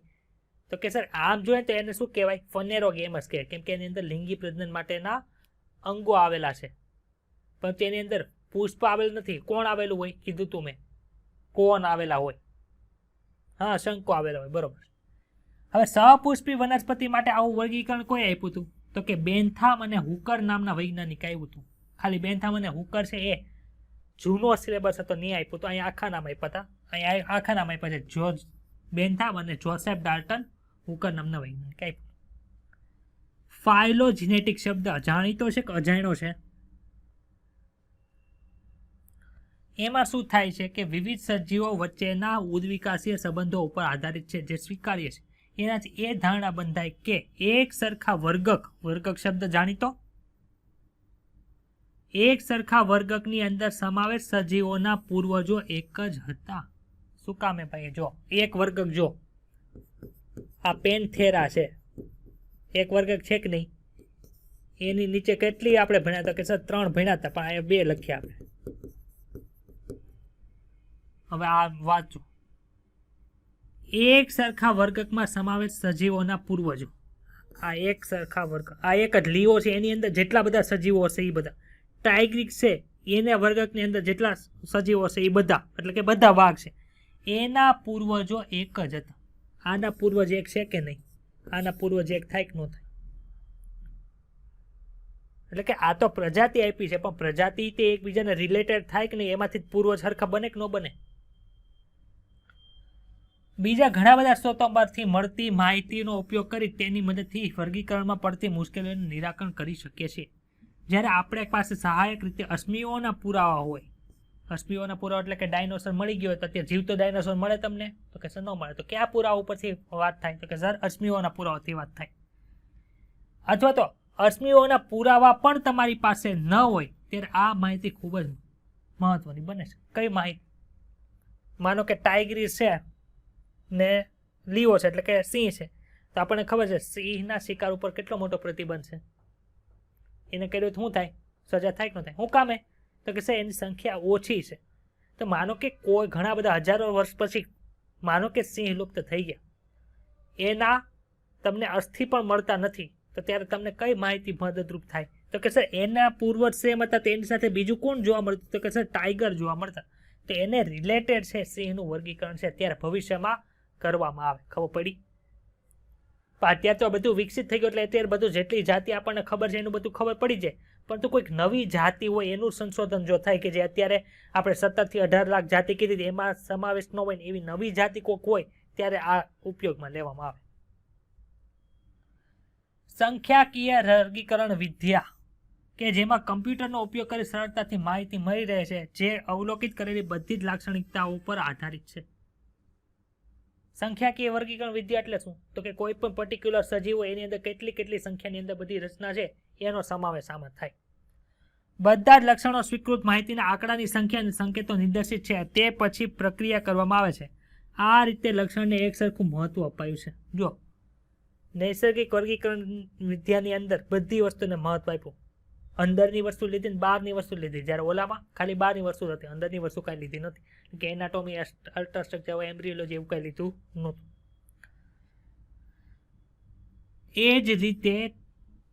એ જ સમયે ત્વરિત રીતે 100 જેટલા લક્ષણોને ધ્યાનમાં લઈ શકાય છે. હવે કમ્પ્યુટરની અંદર છે તો તમારે ડેટા એનાલિસિસ કરવું હોય ગમે તે એક સાથે ઘણા બધા લક્ષણોનું તમે ડેટા એનાલિસિસ કરનાર. માનો કે 5 રંગસૂત્ર ધરાવતા સજીવો હોય, તે એક આરે કેટલા સજીવોની અંદર તમે એન્ટ્રી કરી તો કેટલા સજીવોની અંદર તમને 5 રંગસૂત્ર જોવા મળે, તે એક સાથે તમે ઘણા બધી તમે ધ્યાન લઈ શકો એમ. હાલના દિવસોમાં વર્ગીકરણવિદો દ્વારા મૂંઝવણના નિરાકરણ માટે કોષ વર્ગીકરણ વિદ્યા એટલે કે સાયટોટેક્સોનોમી કે જે રંગસૂત્રની સંખ્યા હોય, એની રચના હોય, વર્તણૂક જેવી કોષ વિદ્યાકીય માહિતી અને રસાયણ વર્ગીકરણ વિદ્યા કે કેમોટેક્સોનોમી કે જે વનસ્પતિઓની રાસાયણિક ઘટકો ઉપર લેવામાં આવશે. માનો કે બાહ્ય લક્ષણના આધારે એને એવી ખબર નથી પડતી કે આને મારે હેમાં મૂકવું, તો કોનો ઉપયોગ લે? તો કે કેમોટેક્સોનોમી અને સાયટોટેક્સોનોમી. એમાં લખ્યું છે રંગસૂત્રની સંખ્યા, કેટલા રંગસૂત્ર છે, રચના અને વર્તણૂક, ટીલોસેન્ટ્રિક છે, એકોસેન્ટ્રિક છે, યાદ આવે છે આવું? Chapter number 8. મેટાસેન્ટ્રિક છે, સબમેટા, એ બધાનો સમાવેશ આમાં કરવામાં આવે છે. ચલો હું આવ્યું હવે લીલ. લીલના કયા કેરેક્ટર આવ્યા છે ભાઈ આ બધા?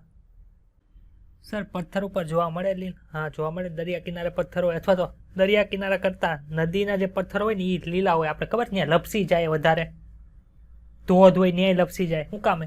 કે ભેજવાળા પથ્થરની અંદર કોણ હોય? લીલ હોય. જમીન છે, વરસાદ આવી ગયો હોય પછી તમારા ઘરની દિવાલ જો જૂની હોય ને તે આખી લીલા રંગની થઈ જાય. જોયું છે? કોના લીધે થાય? હરિત લીલને થાય. લાકડા ઉપર ઘણી વખત આપણને લીલ જોવા મળે છે. તેમાંની કેટલીક છે એ ફૂગ સાથે શું ધરાવે છે? સંબંધ ધરાવે છે, જેને શું કહેવાય? લાયકેન કહેવાય. પ્રાણીઓ સાથે લીલ સંબંધ ધરાવે એવું કોઈ પ્રાણી છે? તો કે હા છે ને.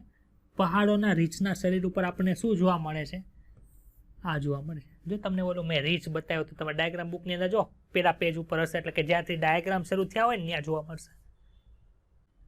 ચલો બતાડો. રીતસર લીલા કલરનો દેખાવા મળ્યો છે.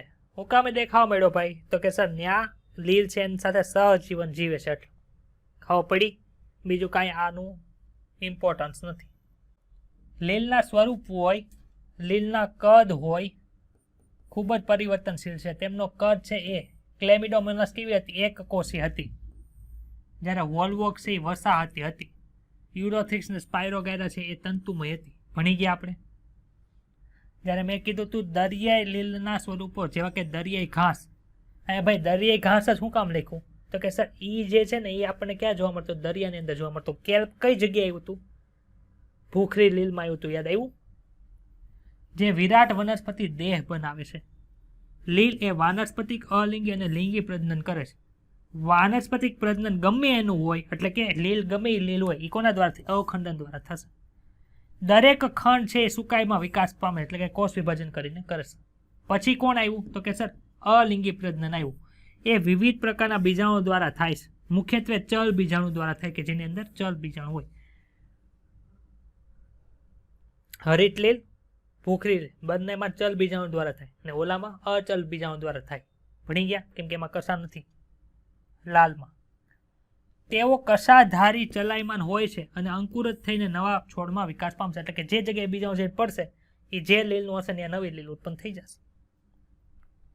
લિંગી પ્રજનન છે એ બે જન્યુઓના જોડાણ દ્વારા થાય છે. આ જન્યુઓ કશાધારી અને કદમાં એક સરખા હોય તો એને સમજન્યુ કહેવાય. કોની અંદર જોવા મળતું હતું? યુલોથ્રિક્સની અંદર જોવા મળતું હતું. યાદ આવ્યું? મેં ચાર્ટ બનાવીને કીધું ત્યાં ડાબી બાજુએ હતું.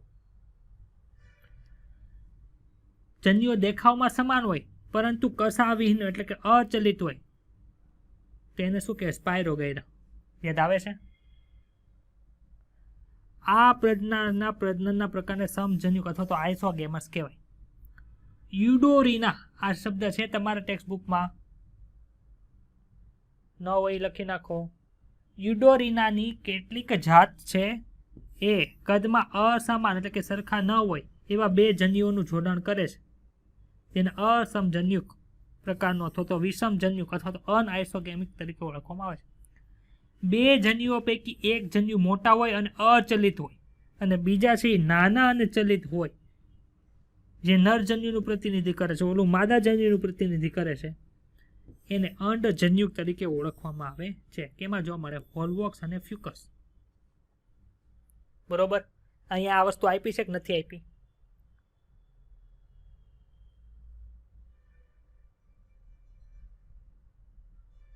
કેમાં? જૂની ટેક્સ્ટ બુકમાં ને હવે ચેક ઇન યુડોરીના કરી નાખો. કરી નાખું? ચાલો હવે ખબર પડી કે ઓલું મેં લખાયું હતું ક્યાંથી લખાયું હતું.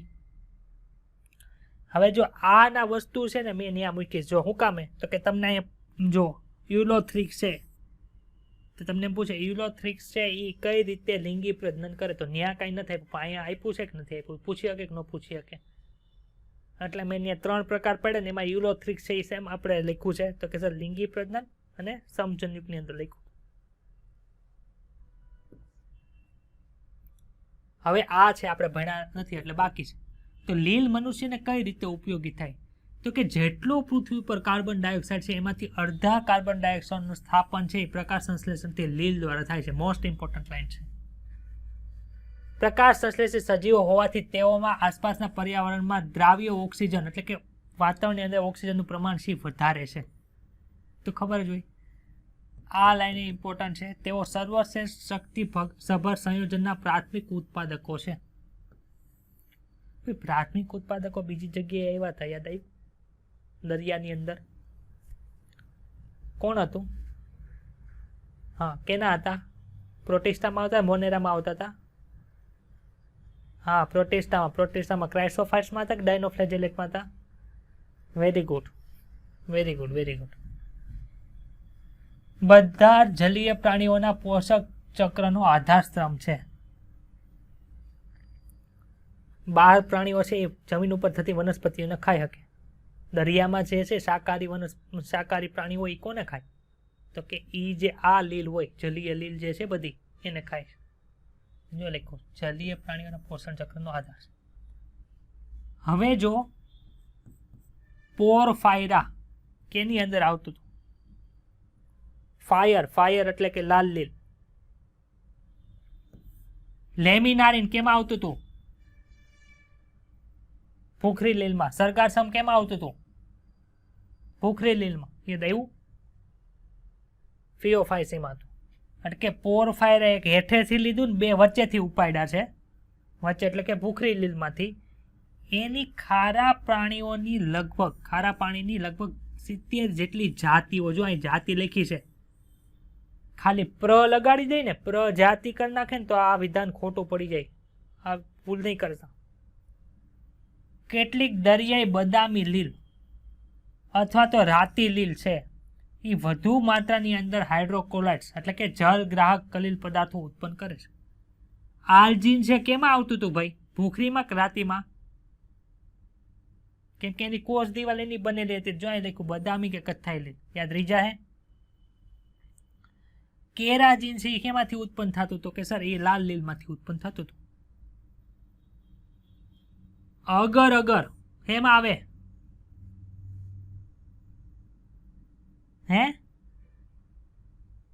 રોડોફાઇસી ની અંદર આવતું હતું. આલ્જીન છે એ ફિયોફાઇસી માં હતું.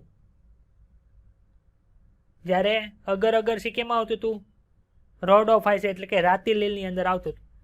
તો એની અંદર જો આ જેલિડિયમ મૂક્યું, યાદ આવ્યું? જેલિડિયમ રાતિલીલનું ઉદાહરણ છે. ગ્રાસિલેરિયા પણ રાતિલીલનું ઉદાહરણ છે. તમને પૂછો અગર અગર નીચેનાથી કઈ લીલમાંથી મળશે? યુલોથિક સ્પાયરોગાયરા, પછી ઓલી ફ્યુકસ મૂકી દે, પોરફાયરા મૂકી દે, તો શું આવે? તો પોરફાયરા આવે, કેમ કે પોરફાયરામાં અગર મળી શકે, રાતિલીલ છે એટલે. સમજ પડી? આવી રીતે ગોટાળો કરાવજો. એટલે મેં પેલા આ નહોતું લીધું, પેલા ઓલું લીધું. વ્યાવસાયિક ઉત્પાદન છે જે સૂક્ષ્મ જીવાણુની વૃદ્ધિ અને આઈસ્ક્રીમ તથા જેલીની બનાવટમાં ઉપયોગી છે. કોણ? અગર અગર. અહીંયા એક તમારે ડાઉટ હશે, જોજો. અમુકને ખાલી ક્લોરેલા લખ્યો છે, અમુકને બે લખ્યો છે. ક્લોરેલા અને સ્પાયરુલિના એક કોષીય પ્રોટીન છે. જો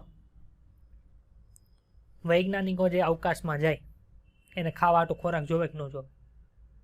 વધુ પડતો ખોરાક ત્યાં લઈ જાય તો વધારે પડતું પેટ્રોલ બાળવું પડે. એટલે એ કેવો ખોરાક લઈ જાય? ઓછી માત્રામાં લઈ જાવ, પોષણ વધુ હોય એવો લઈ જાવ. તો પ્રોટીન સભર લીલ છે, ખૂબ જ વધારે પ્રોટીન હોય. એક કોષની અંદર એટલું બધું પ્રોટીન હોય કે જેને જેટલું પ્રોટીન જોઈએ એટલું બધું મળી જાય, જે અવકાશયાત્રીઓને પૂરક આહાર તરીકે ઉપયોગી છે. ખબર પડી? તો યાદ રાખજો કઈ બે લીલ? ક્લોરેલા અને સ્પાયરુલિના. અહીંયા ક્લોરેલા અને ક્લેમિડોમોનાસ નહીં કરી નાખતા પાછો ને. 3 વર્ગો: ક્લોરોફાઇસી, ફિયોફાઇસી અને રોડોફાઇસી.